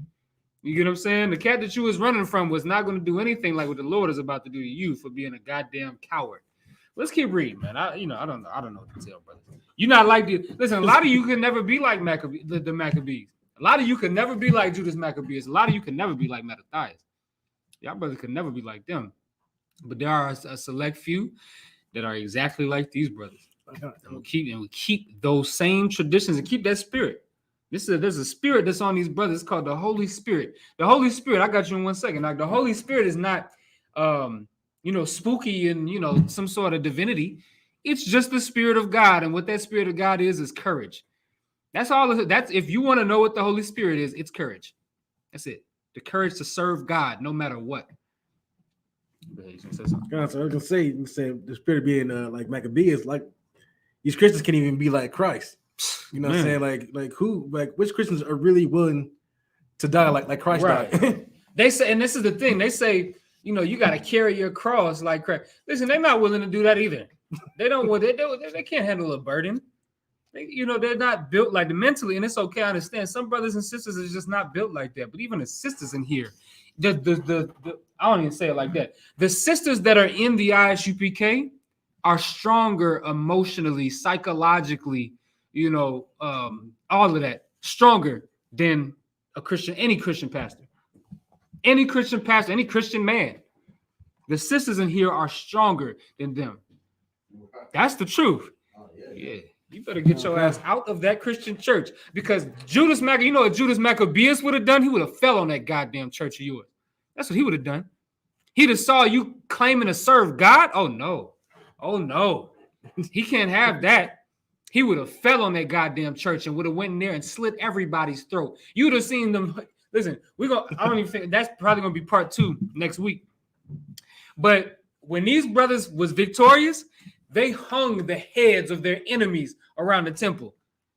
And if you are an enemy of Christ, you are an enemy to them brothers. You are an enemy to me. You get what I'm saying? Enemy to the ISUPK, enemy to the Lord. That's what you are. And so I wouldn't want to be like them. You know what I'm saying? It's a lot. But let's get back to it. Keep going. Let me get verse 35. Okay. Verse 35. Now, when you say Lyceus saw his army put to fight. So put to flight. So Lyceus was he was a governor under the Seleucid Empire. That's why I said we're gonna be talking about the Seleucid Empire a lot. That's the empire that we were at battle with. You get what I'm saying? And Lyceus was an emperor under the Seleucid Empire. Go ahead. Okay. And the manliness of Judas soldiers. So he saw the army being put to flight, and he saw the manliness of Judas' soldiers, meaning that these brothers was not like backing down like that. Like, these brothers was strong. They were few, but they were strong. He saw these things, and he's a governor, so he has to consider these things. Keep going. Okay. And how they were ready either to live or die valiantly Mhm. He went into. Let me just say something about that. He said that he even the other nations, he knew that we were ready to either live or die valiantly, but we were either going to live or die valiantly. Regardless, we were going to be valiant. Right. Meaning we were going to have an honorable death, a glorious death, or we were going to have an honorable life, a glorious life. But either way, we was going to be glorious. We were going to be valiant. We were going to be men of the Lord no matter what. And if we die, we were going to die with valiancy. That's a hard thing for some people to even understand, to even think of. But keep going. And went into Antiochus and gathered together a company of strangers. Mm-hmm. And having made his army greater than it was, he proposed to come again into Judea. Mm-hmm. Then he said, Judas and his brethren, behold, our enemies are discomfited. Let us go up and cleanse and dedicate the sanctuary. You want to know where the Feast of Dedication comes from? We're about to read it right now. See, and just read. All you gotta do is read these things. Then you'll start to get the context of what's going on. You get what I'm saying? All we doing is reading the Bible. You want to know where the Feast of Dedication comes from? This is where it comes from, right? So let's just read that again, right? I'm gonna read it real quick. So it says, verse 35. We'll start at verse 35 again. It says, now when Lyceus saw his army put to flight, what does it mean, put to flight? It means that they ran off. They left. They couldn't handle the battle. Listen, Judas Maccabees and his army destroyed that army that we just read about.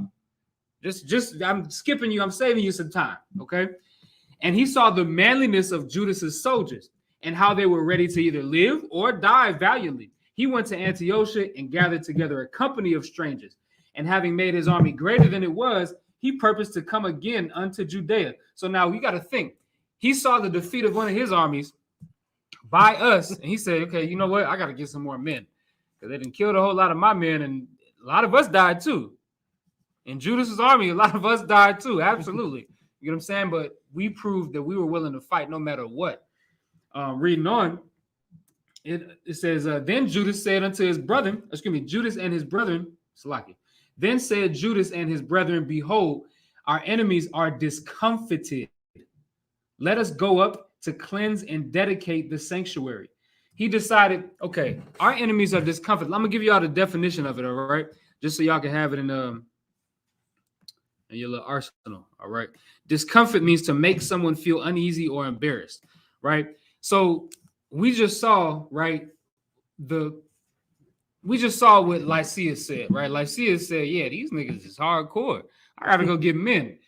You can almost say discomfort is like discomforted. You know what I'm saying? That's kind of what it is. He feels uneasy. He feels like, he can't handle this. And that's exactly what Judas, he saw that. He, like the scripture said, that he acted like a lion. He saw the weakness in this cat, man. He saw the weakness in him. And he says, you know what? Now is a perfect time for us to go and rededicate our sanctuary.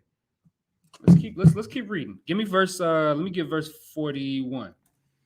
Come. Verse 41. Then Judas appointed certain men to fight against those that were in the fortress, till he had cleansed the sanctuary. Mm-hmm. So he got some brothers to go and fight. Yeah, that's what he did. He ordered some brothers to go and fight against the people that was in that sanctuary that had been defiled by these heathens.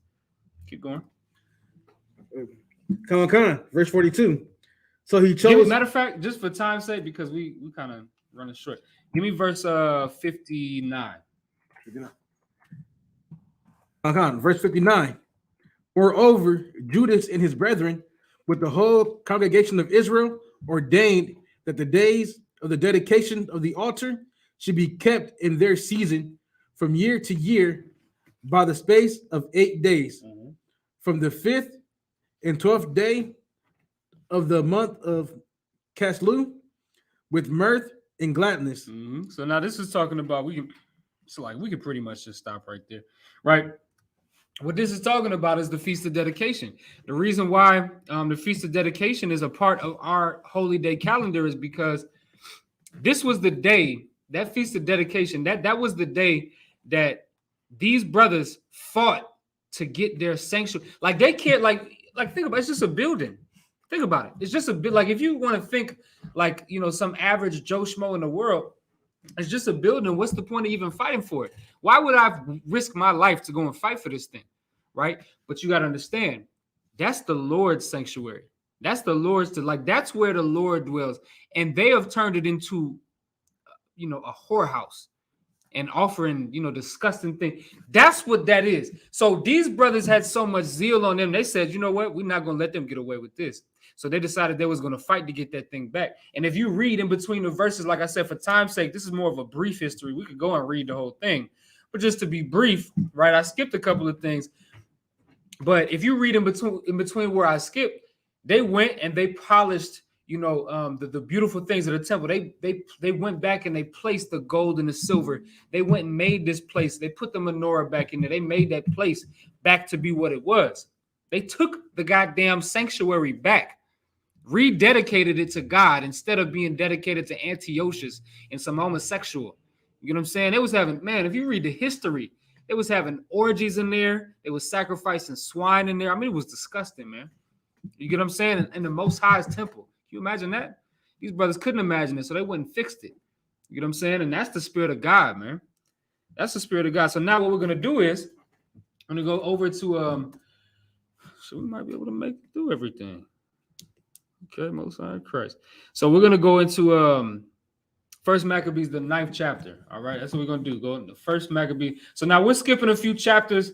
I really want everybody to understand most of what you find, is most of what you'll find in between the 4th chapter and the 9th chapter of the book of First Maccabees is more so battles, different Seleucid generals and kings, warring with the brothers. I mean, it's pretty much mostly what you'll find. There's some good details, and next week, like I said, we're gonna get some more on this, because this is, I mean, we're really condensing this down into a 2-hour class. Honestly, if we was really going to keep it brief still and go over everything, we got like 6 hours on our hands. You know what I'm saying? Because we got to pull out the history. We got to, validate everything. So this is really just to make sure that everybody, and really I just care about the brothers in the school and the sisters in the school, being able to understand how this shaped the New Testament. Like, that's really my point. Because this what we're reading shapes what happens in the New Testament. Like, the reason why Christ had to flee and go into Egypt with his parents when he was a baby, that the reason why King Herod was a Jew, he was a Jew, he practiced Judaism, even though he was an Edomite, is because of this book here. Like, that's why we got to read this. The reason why King Herod was practicing Judaism is because of the book of Maccabees and because of the Hasmonean Dynasty. Like, we got to read these things to understand what's happening in the New Testament. Otherwise, you'll just read it and you'll think of it like a Christian. And a Christian thinks of the New Testament as some spooky magic story. Can't think of it like that. Right. Look at Paul, like any kind of way. But Paul is a direct product of this book. The Sadducee and Pharisee that Christ was calling hypocrites and all of that, that's a direct product of this book. You can't skip these things, man. That's why the Apocrypha is so necessary, because you got to have these things. You want to say something? Yeah, I was just going to add, to basically, Christians think that, like you said, they think it's like, a fiction story, right, something that's made up. That's why they say, you can't be perfect. Right. There's exactly. no such thing as a man being perfect. Christ wasn't a man. Christ was a what? A God. Right. Yeah. They don't see the practical, the knowledge and they don't understand what the Bible is. Right. No, damn right. You know what I'm saying? So, hell no, you right about that. Because like that's the problem with our people, is our people look at this thing like it's a fairy tale book. But what they did, that's the thing though. You can't go into this and think it's a fairy tale. You go into this Apocrypha, this is not a fairy tale. What we're reading is historical fact. This is things that you can go, and even when you go into like Daniel, right? When he was under the Persians and the Medes and the Babylonians and all of that, right? You can go and you can research the kings that he was under. You can research that, but people look at it, all they care about is Daniel in the lion's den. You get what I'm saying? When they read the book of Daniel. Not realizing that, yeah, that's a beautiful work of the Most High. But what about the history that he's bringing out? What about the prophecy? When you read the beast with the 7 tens and I'm just giving me 7 tens. God damn. When you read the beast with the 7 heads and the 10 crowns, he's talking about something. Talking about something for real. It's not an action, you know what I'm saying? Like it's you gotta really stop, you gotta stop mystifying the Bible. Go ahead. If I can, it's like doing like just doing small research, especially like when it comes to Daniel. Yeah. And like people mystifying the Bible and seeing other brothers and sisters that are in Christianity, like say that, oh, it's a good thing that the prophet was taken out because it doesn't line up. Yeah. Like I realize that if you just mystify it, then you don't have to really deal with what the Lord wants you to do. Yeah. So you don't. Yeah. It's like it's constant. You can just continue in your sin that you're doing. Right. Because everything is a fairy tale. Right. Like they say, Daniel and Ezekiel were around the same time period, but Ezekiel was real and Daniel was made up. So Daniel, they say that? They say that. They say he's made up? They said he's made up. But they believe it though? But they believe the book of Daniel? But yeah, a lot of them say that. God damn. Especially Christians that say this? Christian scholars. Christian scholars say this? Like theologists? Certain theologians out there that saying that it's made up, and certain historians say that Daniel is a made up person. God damn. That Daniel was not a member or in the court. Even though if you read Daniel, you'll see that he had a different name that they called it. They didn't call him Daniel. Yeah. He had different that he went by under I can't remember the cat's name right now. The king's name. The king, you talking about Nebuchadnezzar, I think. No, not Nebuchadnezzar, but go ahead. But reading under that, you read the book of Daniel, it'll tell you that Daniel had a second name that they called him. Yeah. So if you read that, you'll see Daniel's name, but you won't see it in the way that you think you'll see it in history books. Even then, like, you know, what's crazy about it is the fact that somebody would say that Daniel didn't exist. I mean, goddamn. So you say Daniel didn't exist, but you a theologian. What did I say? Theologian? I think it's supposed to be theologian. Whatever the case is, that's our problem. That's the point. You get what I'm saying? And of course, like you said, that's a heavy point that you brought out. People will dismiss the Apocrypha because they say, well, it doesn't line up with the Bible. Now, I want to know what part of this doesn't line up with the Bible. Everything that we're reading right now is perfectly lining up. We're building up to Christ. And we can see it. We can see all it. Like, man, listen. Let's read this because I really want to. I think this is the last. Yeah, we're reading a good amount of this chapter. We're gonna be in First Maccabees 9, but we're reading a good amount of this chapter. But this is gonna give you some good insight. It's gonna absolutely explain to you why things are the way that they are. All right. I wish I could go. Like I said, this had to be a 2-part class, but we'll just read as much as we can. All right. So let's get 9 and 1. The book of First Maccabees, chapter 9, verse 1. Mm-hmm. Furthermore, when Demetrius heard that Nicanor. Now let's just Now we skipped some things. Okay, so I want everybody to get this context. Okay. Demetrius was he was a Seleucid king, all right. In the Seleucid Empire, he became a king. That's what kind of changed over the span of time. He overthrew Antiochus. But this is the thing: Antiochus was his cousin. So he overthrew Antiochus and Lyceus. Remember what we were just reading about Lyceus in the fourth chapter? Yeah, Lyceus was like Antiochus, like right-hand man or whatever. Demetrius killed both of them. And you can find that in First Maccabees, the 7th chapter. In the 7th chapter, we skipped over it. It's not really that. I could just paraphrase it. You know what I'm saying? I could tell you like this. We ain't got to read it, right? But on your own time, First Maccabees, the 7th chapter, will talk about how Demetrius killed or had Antiochus and Lyceus killed. And Antiochus was his cousin. And he did all of this to just, to take over the kingdom. So that's who Demetrius is. Now this is the guy in charge, right? Go ahead. Okay. Furthermore, go ahead. Start from the top. Yep. Okay. Look at First Maccabees, chapter 9, verse 1. Furthermore, when Demetrius heard that Nicanor. So Nicanor is a Seleucid general. Okay. Go ahead. Okay. And he was goddamn, he was a terrible guy, man. You can go and you can read in between where we was at, but Nicanor was a terrible man. He was a Seleucid general that, you know, he was the one waging the battles against us, against the Maccabees. And it was a terrible thing, man. You could go read it on your own, but he was a bad man. I mean, it was terrible, some of the things that he was doing. But keep going. Okay.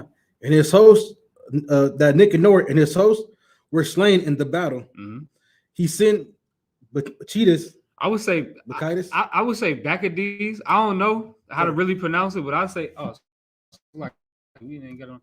So I would say Bacchides, but I don't know like that. But I'd say Bacchides because it's Greek, so whatever. You know what I'm saying? Bacchides and Alcimus into the land of Judea the second time, and with them the chief strength of his host, who went forth by the way that. So hold on, so now we can see here, right? It says, furthermore, when Demetrius heard that Nicanor and his hosts were slain in battle, Nicanor got killed, man. Most high in Christ for that, because that cat was a terrible guy, right?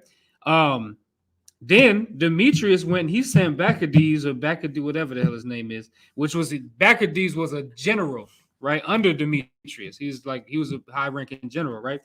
Alcimus into the land of Judea the second time. So he wanted some more smoke. So he went and sent his other general, right? And with them, the chief strength of his host, meaning he sent the best men that he had. He was tired of these Jews. He was tired of these niggas kicking his ass. You get what I'm saying? And so he sent the best of his host to deal with the children of Israel, to deal with the Maccabees, right? Keep going. Who went forth by the way that leadeth to Gagala and pitched their tents before Masaloth, which is in Arbela, and after they had won it, they slew much people. Also, the first month of the 152nd year, they encamped before Jerusalem, from whence they removed and went to Berea with 20,000 footmen and 2,000 horsemen. Go ahead.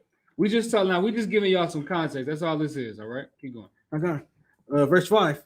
Now Judas had pitched his tent at Elisa, and 3,000 chosen men with him.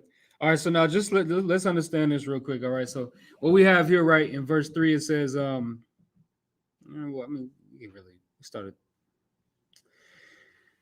just read verse 4, right? It says, from whence they removed and went to Berea with 20,000 footmen and 2,000 horsemen. So this is a lot of people that are coming up against Judas Maccabees and his army. And it said that Judas pitched his tent at Eleasa and 3,000 chosen men with him. So you got 3,000 men. You might think that's a lot, but up against 22,000 men, that's kind of, you kind of falling short. What kind of ratio is that? That's a 1 to 9 ratio, something like that. That's terrible. You get what I'm saying? But keep going. Okay. Verse 6. Who seeing the multitude of the other army to be so great were sore afraid. They were what? Sore afraid. Ooh, we can't have that. That's not a good thing. That's not a good thing. Now, so now what it's saying is Judas Maccabeus, right? He's with his army, right? And his army, Judas Maccabeus Judas Maccabeus' army saw the thousands and thousands. I mean, it was so many of them, and they got afraid. That's not a good thing. But let's keep going. Let's see how Judas Maccabeus handles this thing. Go ahead. Okay. Whereupon many conveyed themselves out of the host. They did what? Conveyed themselves out of the host. Now they left the battlefield, man. They dropped their sword. It's a sad thing, man. These brothers dropped their sword. They said, no, that's too many of them. I'm out of here. Keep going. Okay. Insomuch as there abode of them no more than but 800 men. Only 800 men was left. How many was at the beginning? 3,000. 3,000. There were 3,000 brothers that were standing valiantly for God to serve the Most High God of Israel. And then they saw an adversary that was too great for them in their minds. And they decided, you know what? I ain't with this no more. I can't do this. So you know what? You know what ended up happening? 2,200 of them left. 2,200 men decided, you know what? I can't do this no more. And they left. And it was 800 men left. Imagine that. Imagine being so goddamn scared. I wish I could talk the way I want to talk about these cats here. Can you imagine dropping your sword and leaving your brothers? Can you imagine being one man out of 3,000 that says, you know what? I can't do this. I'm gonna leave y'all here to die. I couldn't imagine it. Not no more. I don't think I've ever been like that, so Lucky. I don't want to say that no more. I don't think I've ever been the type of man to just like you, my people. Like I just can't imagine just leaving my brothers to die. Like, listen, if we in this, we are in this. Especially when you come into this time period. This has been going on for 5 years at this time, 5-6 years, damn near. You get what I'm saying?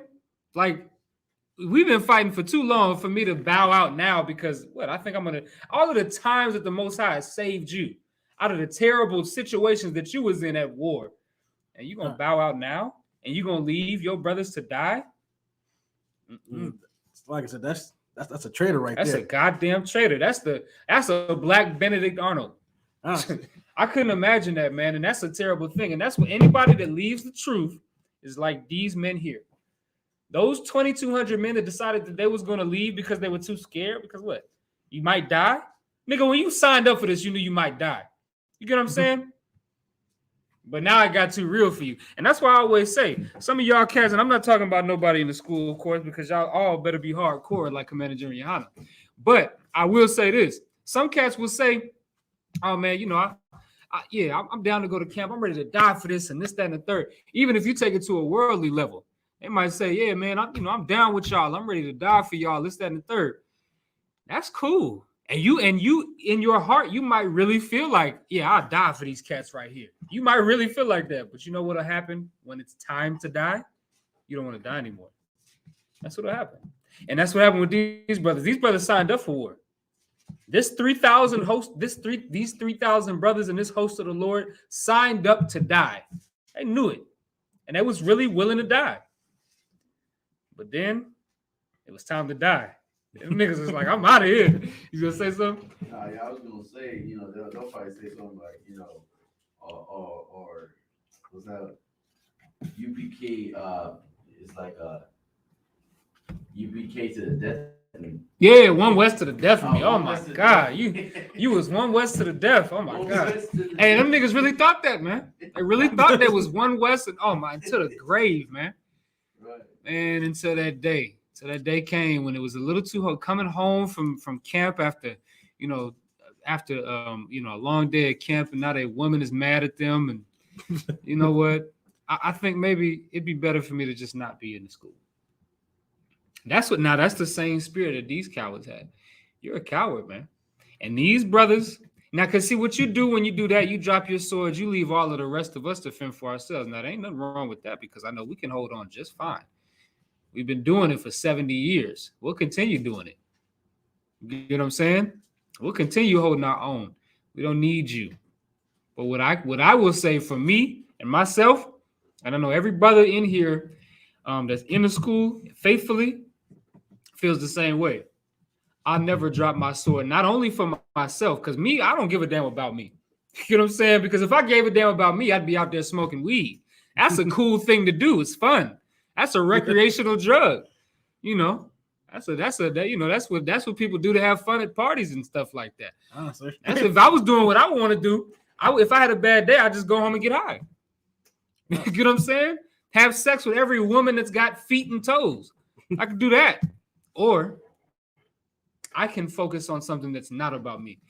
And you know what's not about me is the truth. The truth isn't about me. So what I'm going to do is I'm going to stay in here. That's what I'm going to do. I'm going to stay in here through thick, through thin. I don't give a damn what happens in here. The sky could implode. The earth could quake before my feet. I'm still going to stay with the UPK. Now, I'm not going to listen. I was just talking about a bunch of cats that said, you know, they said all those things, but then when it came time for it to be tested, they wasn't with it like that. I ain't going to talk like that. I'm not going to talk too much. I'm just going to let y'all know that's the mindset that you need to be in. But just remember that it's going to be tested one day. I can say that all I want. The sky ain't never imploded. The ground ain't never quaked before me. You know what I'm saying? Anybody ever had a gun to my head saying, nigga, don't be UPK or renounce Christ or whatever? That ain't never happened.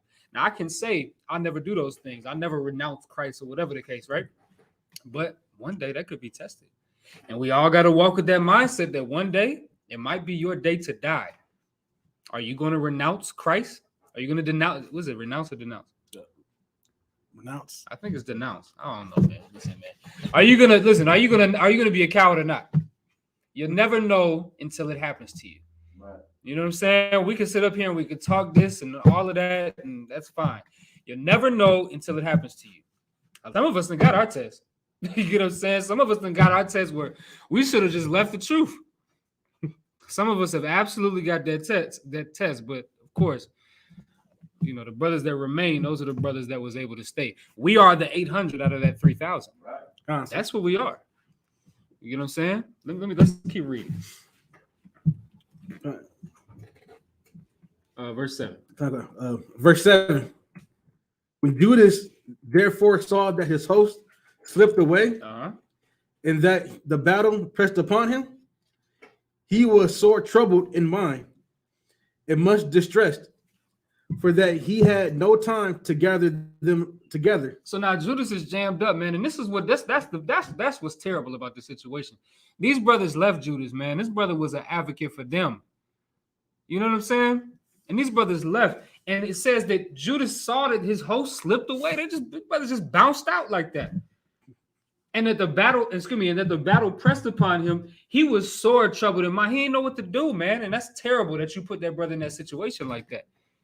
Now imagine how Commander General Yohana felt. So lucky. I gotta throw that in there. Because that's what happened. Commander General Yohana's host slipped away, man. All of the brothers that was under him, they left. He'll tell you in the Philadelphia school. That was Commander General Yohana's school. And in the Philadelphia school, all of the brothers back in the 90s, them brothers left and went to be with them, you know, them candy cane cats. The ICGJC left him. You know what I'm saying? So one day he look up, man, and his host has slipped away. He didn't know what to do. And he'll tell you that. And that's a terrible position to put a man into, man. That's a terrible situation to put a man into. Because this man did everything that he's done in his entire life. He did it for you. The same thing with Judas Maccabees. All of them battles and everything that he was fighting for, he was fighting for his people. Just for his people to turn his back on him, man. And so Commander General Yohana did the same thing. Commander General Yohana fought day in and day out for his people, for blacks and Hispanics. And then the same blacks and Hispanics that he raised up under him left him, man. Can you imagine that? That's an unfaithful son, man. And that's what he had to deal with. Man, that's why the book of Ecclesiastes is so true, man. What's been done in the past is going to be done again. There ain't no new thing under the sun. The same thing that happened to Judas Maccabees happened to Commander General Yohana. You know what I'm saying? Let's keep reading, man. Verse 8. Verse 8. Mm-hmm. Nevertheless, unto them that remained, he said, let us arise and go up against our enemies. If peradventure we may be able to fight with them. So you know what this brother didn't do though? He didn't give up and say, damn, I don't know what to do. I guess I just dropped my sword too. Did he do that? Like that's what you gotta think. You gotta really put yourself in these shoes. Did Judas Maccabees say, damn, I thought we might have had a chance with 3,000 of us, but it's only 800 of us. Maybe we should just give up. Maybe I should drop my sword. I mean, I should go run after them. But what did he do? He didn't even speak any evil to his the rest of his host. He said, what did he say? He said,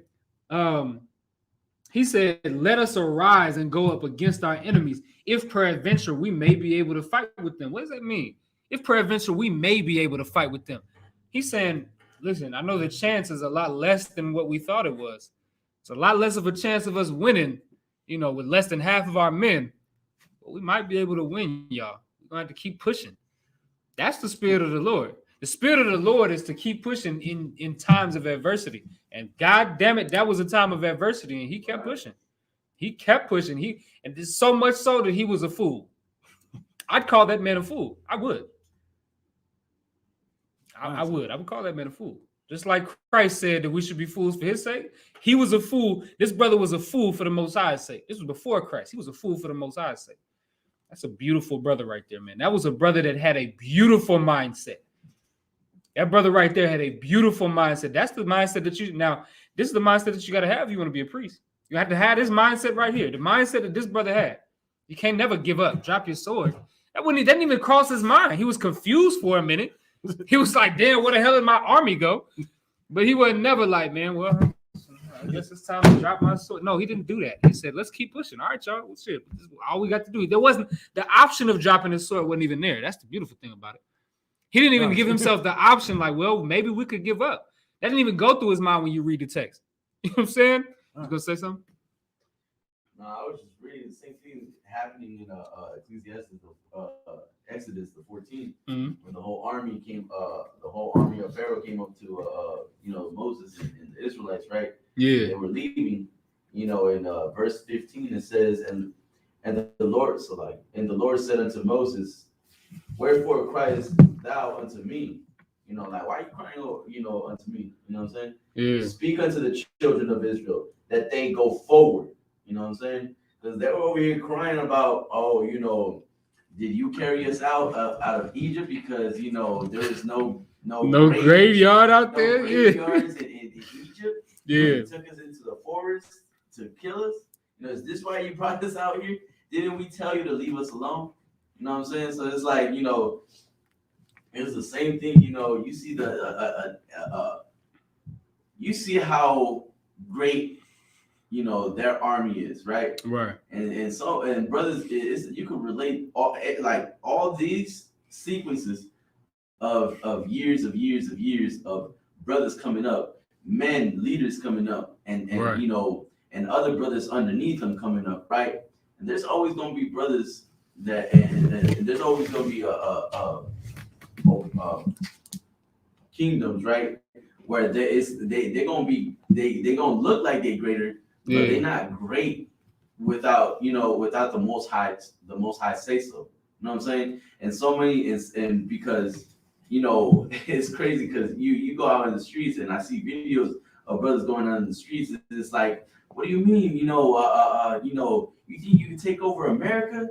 You think you could overcome America? You think you fight with America? Yeah. It's like, man, it's like they don't see the vision that we see. Right, they don't see it. Yeah. Or it's like, we like if we have the Most High with us, like you don't have to worry about nothing. You know what I'm saying? The Lord is our strength. You know what I'm saying? In Deuteronomy 4 where it says, who is thou great? That has the Most High so nigh unto them, that we call upon him for all things. You know what I'm saying? Like everyone calls unto the Most High for strength, for every little thing. You know what I'm saying? But who's he gonna be with on the battlefield? Is he gonna be on the side of our enemies, or is he gonna be on the side of his people?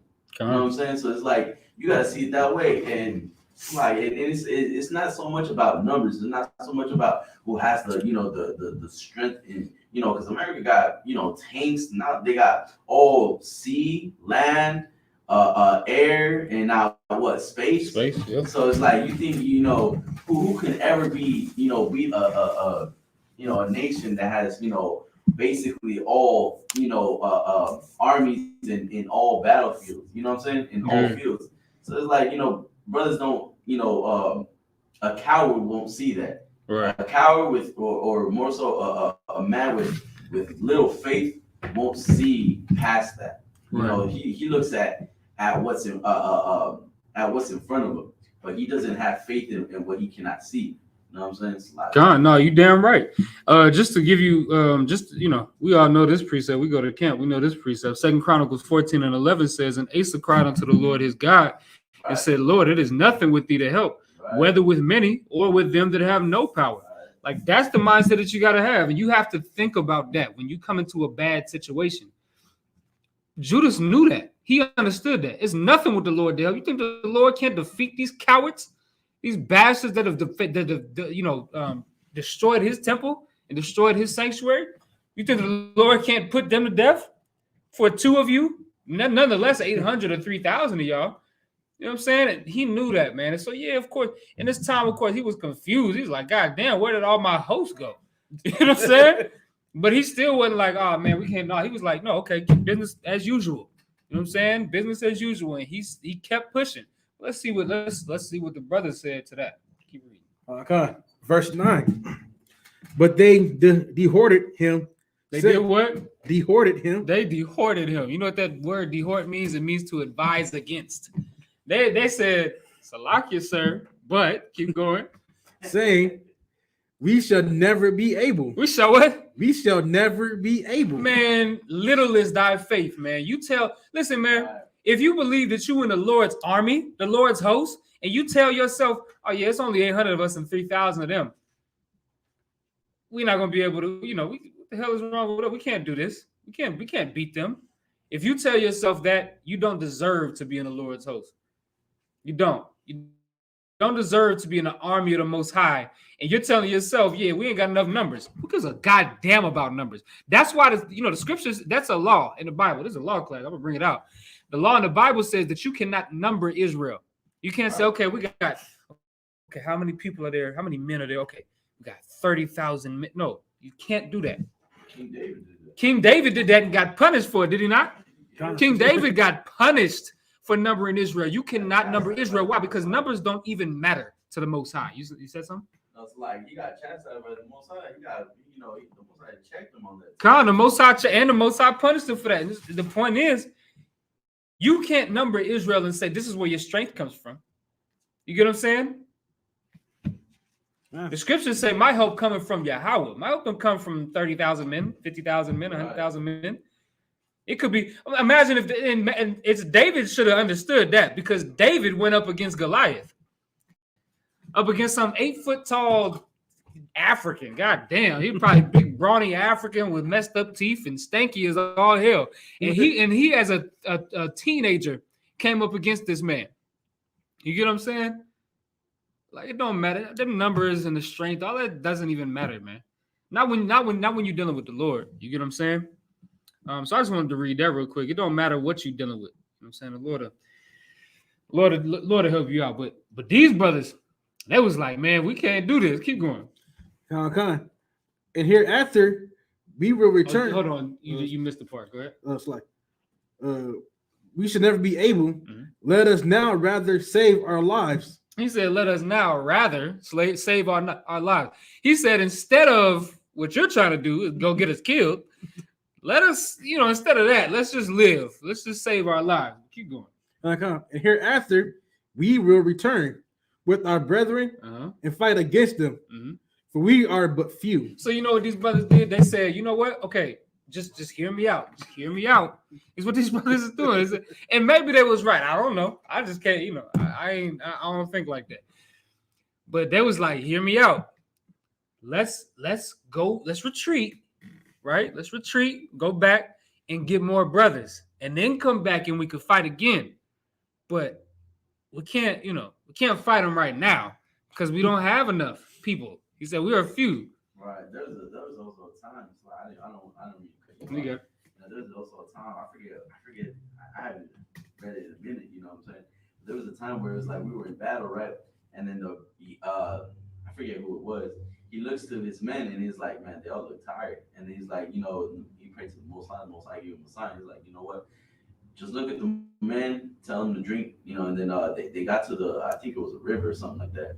Or I know what you're talking about. He's like, some of them dug, the other ones, drank. He's like, take those men with you, and they won. You know what I'm saying? Yeah. So it's like there's so niggas drinking water like chickens out the goddamn. Yeah. It's a lot. And it's like certain men that are gonna be, that it's just it's in the spirit. Yeah.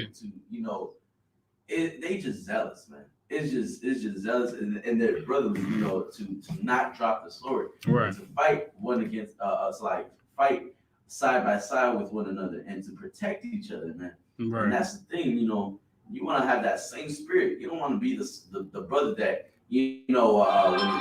when times of trouble comes, or when you see you see your enemy and it's like, man, I would never win. You already marked defeat. Right. You already say, I've been defeated. You don't want to be like that, because you're gonna let your other brother down. You know what I'm saying? Right. That's a bad thing. That's unbrotherly. You know what I'm saying? Nah, damn right. That's true as hell. And that's what we're talking about, man. And let's just see what Judas Maccabees says about this, right? Because they said, nah, man, we can't do. Let's go back and get some more men. But let's see what he says. I love this brother, man. Tell me, keep going. Verse 10. Then Judas said, God forbid. He said what? God forbid. God forbid what? Keep going. That I should do this thing and flee away from them. He said, God forbid that I should run away. What? He looked at them like they was plumb stupid and crazy. He said, God forbid that I should do this thing and flee from them. What I look like turning my back from these cats? They're going to know the Lord is not with me if I turn and run away from them. You know what I'm saying? Like, imagine that. You know what I'm saying? Like, imagine that. Imagine you say the Lord is with you and you dress like, you dress like how we dress with the fringes and all of that. You know what I'm saying? We dress in one way. But as soon as, it's 10 cats walking upon you, what you going to do? You get out of here. Man, them cats is going to, especially with the internet, they're going to have a field day with you. You running away. You turn your back and run away. Man, it's a lot. But keep going. Okay. If our time be come, let us die manfully for our brethren. Mm-hmm. And let us not stain our honor. He said, listen, man, if this is the day when we're supposed to die, then let us die. But we'll die like men. But we won't leave no stain in our honor. Because imagine these cats that we've been battling for years. Years we've been battling these cats, these heathens. And they come up against us today. And this is the day. And the day that they get us is when we run away from them. Can you imagine that? Can you imagine how they would think, how these heathens would look at us and say, yeah, damn, them cats folded like a piece of paper. God damn. Yeah. The Most High ain't nothing. Right. That's what I was gonna do. It's like they probably gonna say, like, where's their God? Where's their God? Maybe peradventure he's on a journey. Yeah. You know what I'm saying? Or maybe he's sleeping. Right. You know what I'm saying? They're gonna pull a what's the brother name? Elijah on them brothers, man. They're gonna pull an Elijah on them brothers and be like, hey man, maybe your God is sleeping. Or maybe he's on a journey. You know what I'm saying? He just can't help you right now. I understand. That's what our God would have been disgraced if these brothers decided they was gonna roll out like that. We're not hitting. So Judas Maccabees said, nah, nigga, we're not doing that. We're not running away. We're not. And the brothers, the thing is, the brothers, they was just trying to reason with him. They wasn't like, nah, let's run away. They was just like, okay, let's just go get more men and come back. So what's wrong with you? He's like, what's wrong with you? We going at them. You thought because that was your pass to get out of this? No, we in this. And if it's our time to die, then it's our time to die. Let's just keep reading. Go ahead. Okay, verse 11. With that, the host of Maccabees, Maccabees. Maccabees. Let's say Maccabees. I don't know about Maccabees. I ain't sure about Maccabees, but I know it ain't Maccabees. Maccabees removed out of their tents and stood over against them, their horsemen being divided into two troops. So their horsemen was divided into two troops. Remember we read earlier that their horsemen was 2,000 horsemen. So now they got two ranks of horsemen of 1,000 of them. And they had what ready? Two troops and their slingers and archers going before the host. Mm-hmm. And they that marched in the fort were all mighty men. They was all mighty men, meaning these cats was the best of the best. And they knew they had to bring the best of the best. Maccabees he knew he had to bring the best. Demetrius, they all knew that they had to bring the best of the best because they had just slayed Nicanor, which Nicanor was a mighty general. He was a mighty general. So they know if they kill Nicanor and his army, oh yeah, we gotta bring something doubly. You know what I'm saying? Bring it down on them doubly, but keep going. Verse 12. As for Maccabees, he was in the right wing. So the host drew near on the two parts and sounded their trumpets. They also of Judas' side, even they sounded their trumpets also, so that the earth shook at the noise of the armies. So just understand if you could visualize this, right? So Maccabees, whatever the hell his name is, his side and his army, the Greek army, they on one side and they blow their trumpets, right? And they try to make noise, and that's just some warrior stuff, right? But then we blew our trumpets back. You know what I'm saying? And what ended up happening is it was so loud that it said what? It said so that the earth shook at the noise of the armies, and the battle continued. So now they went and got into battle, and that battle went on from morning until night. I mean, they was battling all day, killing each other. Keep going. Verse 14. Now when Judas perceived that Maccabees and the strength of his army were on the right side, he took with him all the hardy men, who discomfited the right wing and pursued them unto the mount of Azotus. But when they left, but when they of the left wing saw. So now, just to understand, we got to understand what's happening right here, right? This is war talk. You know what I'm saying? Not everybody can really understand this, but basically what's happening is Judas perceived that Maccabees and the strength of his army were on the right side. So he took with him all the hardy men and discomfited the right wing. This was kind of I wouldn't call it a mistake. You get what I'm saying? But he wanted to focus on the right wing. So he took him and his mighty men to go deal with the right wing. But they kind of, when you do that, now you're not so focused on what's happening on the left wing. You get what I'm saying? And that's kind of, that was somewhat of a mistake. Okay. So what did you leave off at? Like a verse 16. Okay, so yeah, so then it says who discomfited the right wing. So now they took down that right wing because they were so focused on that right wing.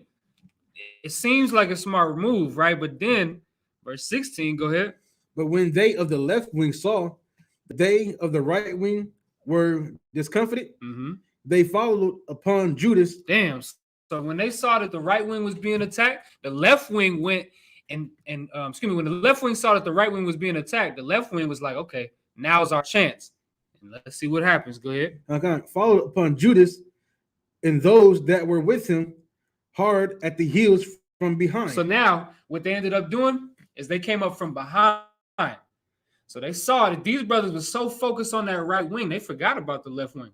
I want to say they forgot, but they sure wasn't paying enough attention to it. And then that left wing came around and came right up behind Judas. Keep reading. Verse 17. Whereupon there was a sore battle, insomuch as many were slain on both parts. So let's understand this. When there's many slain upon both parts, that means that's a bad thing. Like wars, if you think about battles should be one-sided. It shouldn't be, the death count is damn near equal on both sides. That's not a good, that's a bad thing technically for both sides. But definitely for the Lord's host. The Lord's host shouldn't be losing like that. You get what I'm saying? But let's keep reading. Let's see what happens. Verse 18. Judas was also was killed. And so now our brother was killed, man. He was killed. That was like I said, and that's why I said that was a mistake. That was a mistake for him to go to that right wing and focus on that right. The reason why he went to that right wing was because what's that cat's name? Maccabees. Maccabees was on that right wing. That's why he went to that right wing. That was a mistake because then that opened up for the left wing to come up from behind. And of course, ultimately, that got him killed. You know what I'm saying? So unfortunately, this is where Judas Maccabees, that's it for him. You know what I'm saying? But let's keep reading. Judas also was killed, and the remnant fled. And so everybody else fled. Everybody else got the hell up out of there. And then I can somewhat understand that. So like I would think that I would like to stay and fight, but I can see how their leader was killed. Remember, Mattathias told everybody that Judas is the captain of the host now. Like he's the leader. So now your leader gets killed. It's almost like you ain't got no direction no more. You know what I'm saying? And them brothers didn't even want to be out there anyway. You remember when it was 800 of them left, they was like, it was like, I'm cool on this. They wanted to go back anyway. So that was enough of a reason for them to go back. Let's keep reading, right?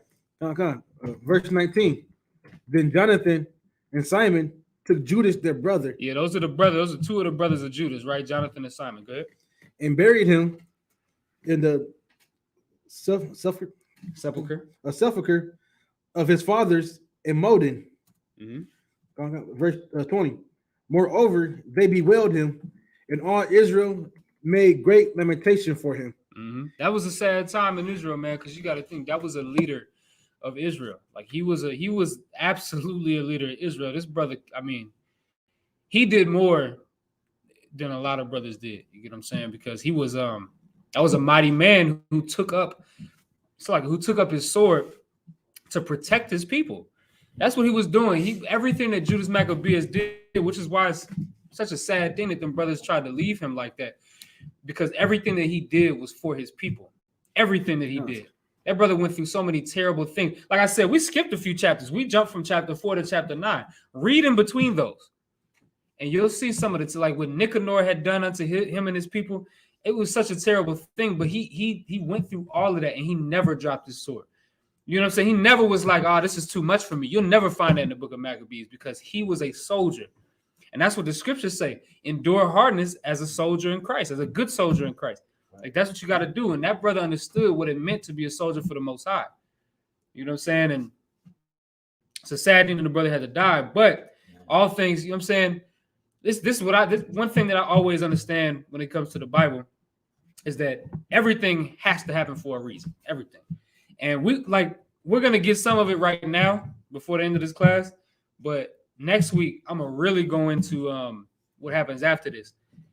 That brother was a martyr. That's what I'll say. And if you don't know what a martyr is, it's any person that dies for a good cause in order to persuade the people that come after him to fight hard. You get what I'm saying? That's what a martyr is. And that's what this brother was. You're going to see that brothers came back with a vengeance for this brother. Like with a vengeance. After he was murdered by these devils. Man. But let's keep reading though, man. Okay. Start from verse 20. Moreover, they bewailed him, and all Israel made great lamentation for him, and mourned many days, saying, how is the valiant man fallen that delivered Israel? And they bewailed him, meaning they cried for that brother. They cried. Then it's supposed to, that, of course, that's Simon and Jonathan, like that's their blood brother. You get what I'm saying? And they cried for him, and it was a sad time because it was like, well, damn, like how did this brother that did so much for the nation of Israel, how did he die like this? Like, you know what I'm saying? Right? Because it says, how is the valiant man fallen that delivered Israel? He delivered Israel. Brother, I'm talking about. And when we go into it, right, especially more towards next week, he set the stage, him and of course his father Mattathias, right? But in all honesty, Judas Maccabeus put in a lot more work because he was alive for a lot longer. And he did a lot more. And it was a sad thing to see this brother go, especially when this is your leader. It's your leader. Even though it's your brother, it's just your leader. And without a leader, it's kind of hard to have the direction. You get what I'm saying? And so brothers was jammed up for quite some time. But let's keep reading. Okay, verse 22. As for the other things concerning Judas and his wars, and the noble acts which he did, and his greatness, they are not written. They are not written. Keep going.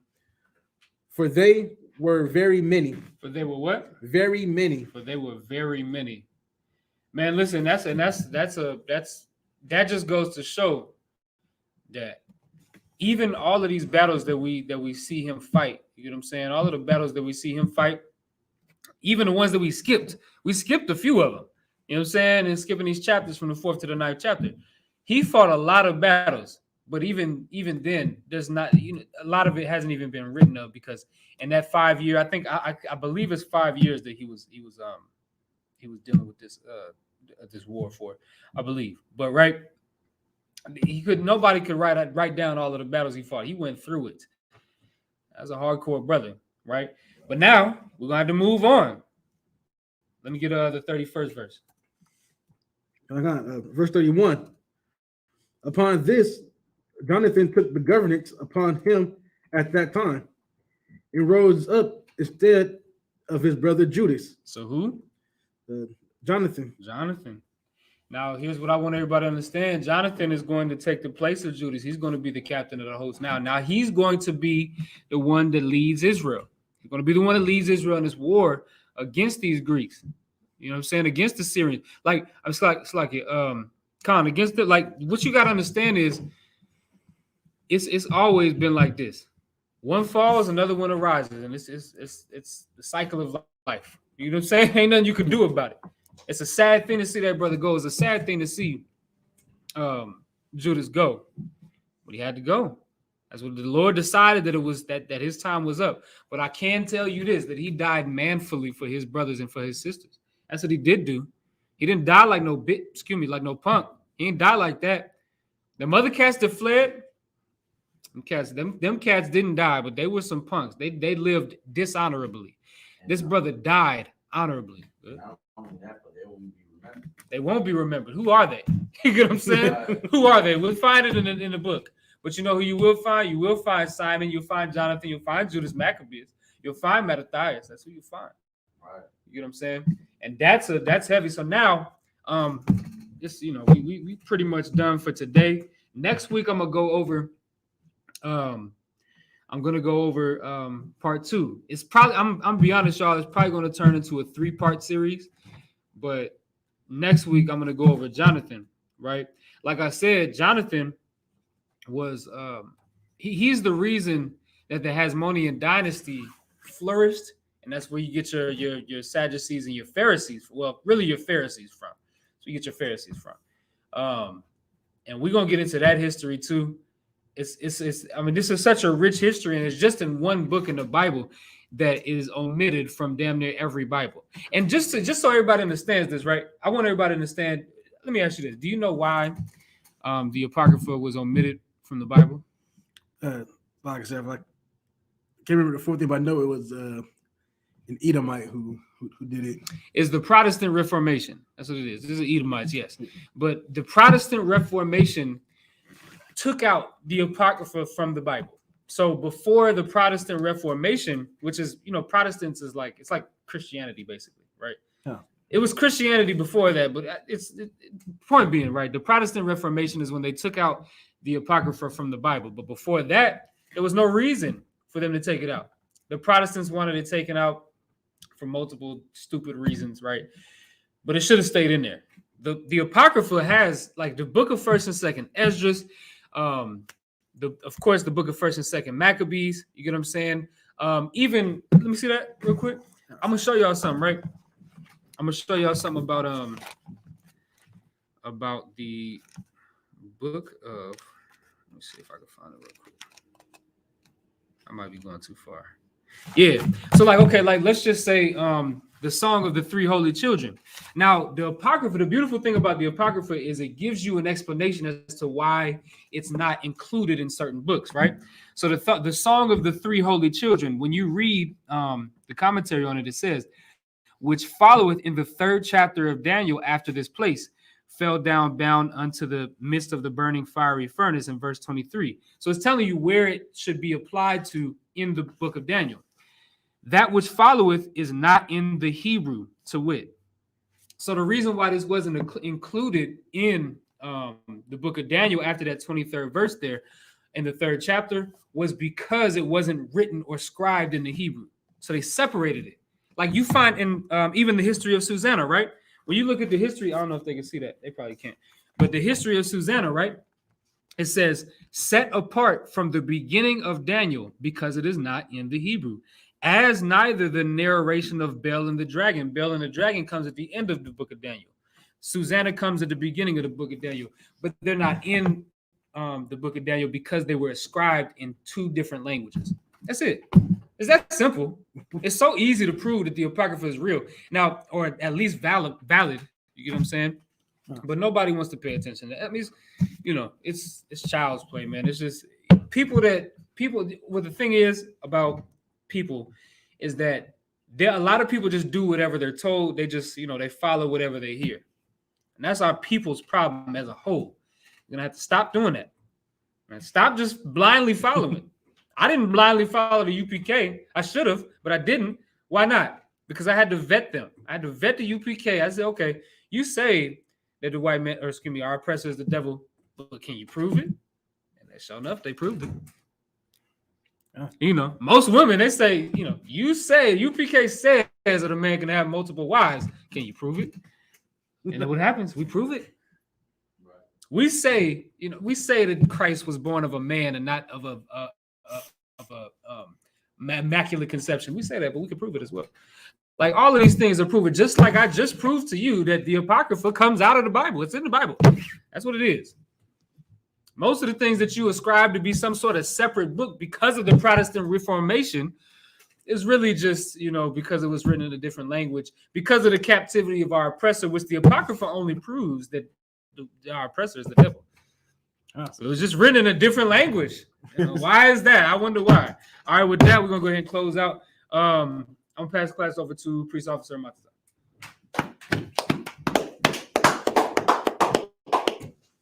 ISUPK security announcements. Stay right up here on that table. Where the ISUPK start out of 1 West, 125th Street, Harlem, New York. Rule for a new brother and sister. When a new brother and or sister comes into the school, they are off limits for 6 months.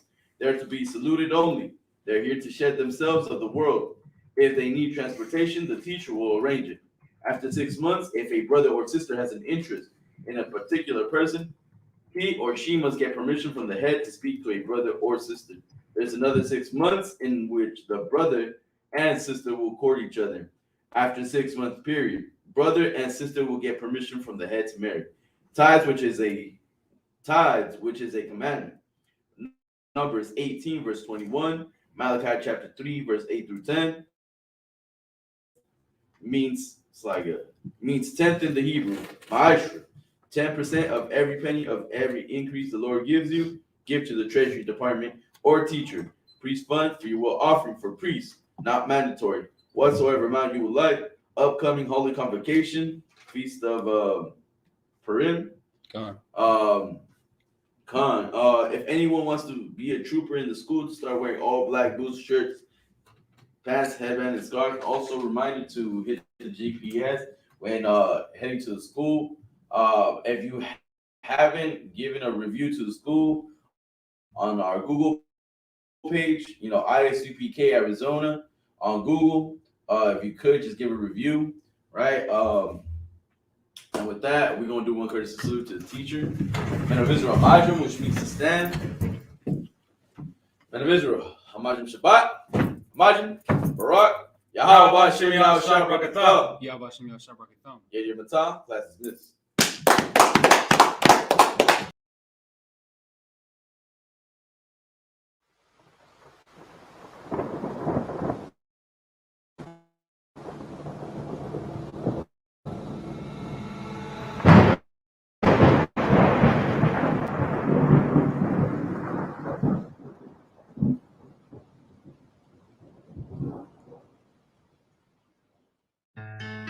West till they bury me. I'm 1 West till they bury me. I'm 1 West till they bury me. I be 1 West to the death till they bury me. 1 West till they bury me. I'm 1 West till they bury me.